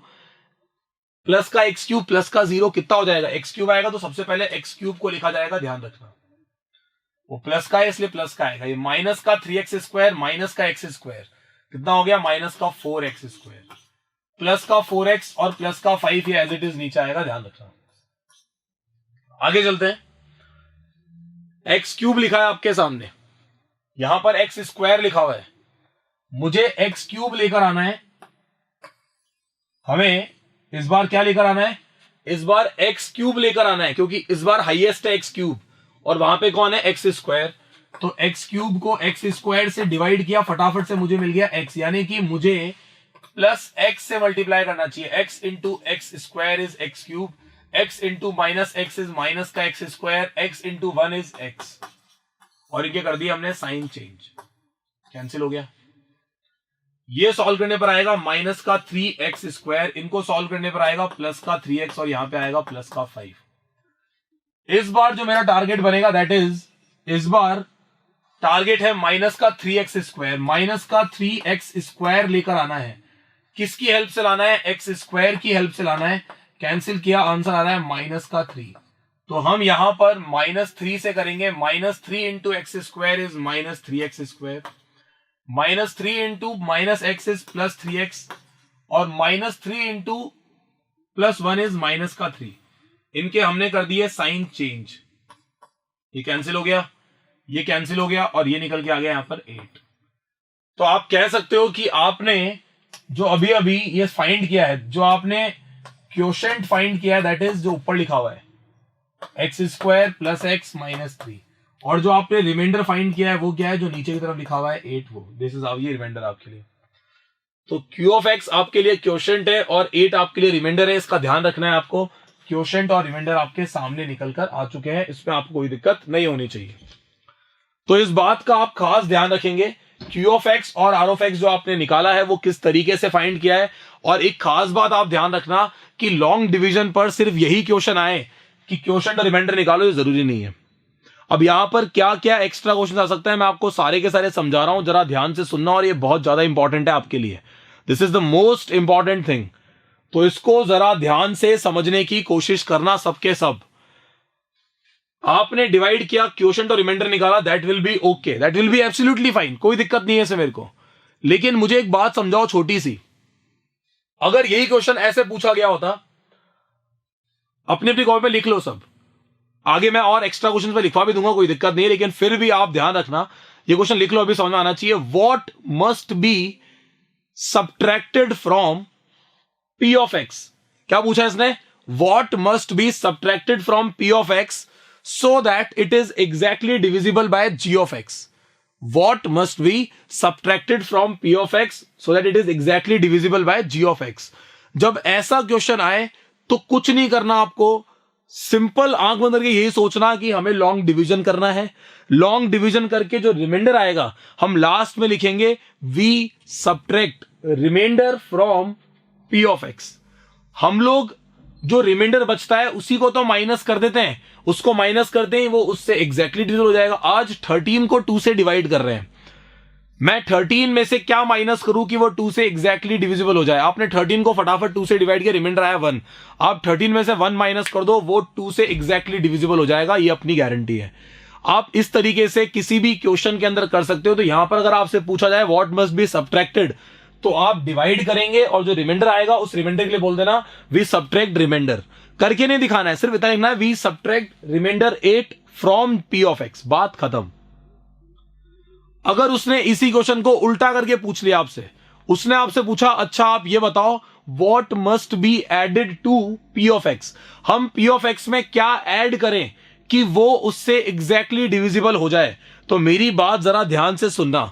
इसने पूछा what must be added, subtracted की जगह उल्टा पूछ रहा है, एडिड पूछ रहा है, तो आप अपना आंसर भी उल्टा कर देना, आप बोलना वी एड -8। भाई रिमाइंडर 8 आया लेकिन हम रिमाइंडर का नेगेटिव ऐड करेंगे, तो आपने दो कॉन्सेप्ट बनाने हैं। अगर सबट्रैक्ट पूछेगा तो डायरेक्ट रिमाइंडर को माइनस कर देना, अगर ऐड करने के लिए पूछा है तो क्या बोलोगे, we add negative of remainder, खत्म। We add negative of -8, we add -8 in P of x, खत्म। इतना सा बोलना है आपको, आगे बात समझ में। दूसरा क्वेश्चन क्या आ सकता है, इसके ऊपर ध्यान से सुनना। वो आपसे पूछेगा क्या, चेक करके बताओ कि क्या p of x ji of x का मल्टीपल है क्या।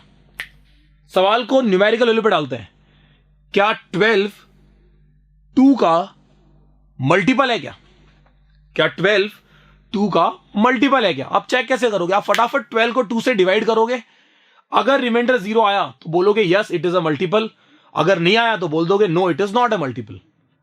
अगर आपको उसने ये पूछा कि क्या 2 12 का फैक्टर है क्या, तो मल्टीपल पूछे या फैक्टर पूछे सवाल एक ही है, ध्यान रखना।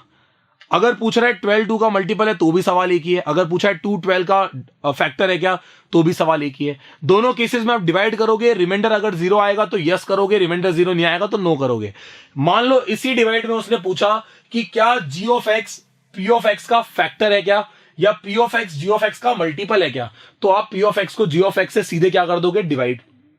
आपने डिवाइड किया, रिमाइंडर कितना आया 8, रिमाइंडर जब आपका 8 आ रहा है तो आप क्या लिखेंगे वहां पर, no it is not a factor, this is not a factor of p of x, या उल्टा लिख दो p of x is not a multiple of g of x.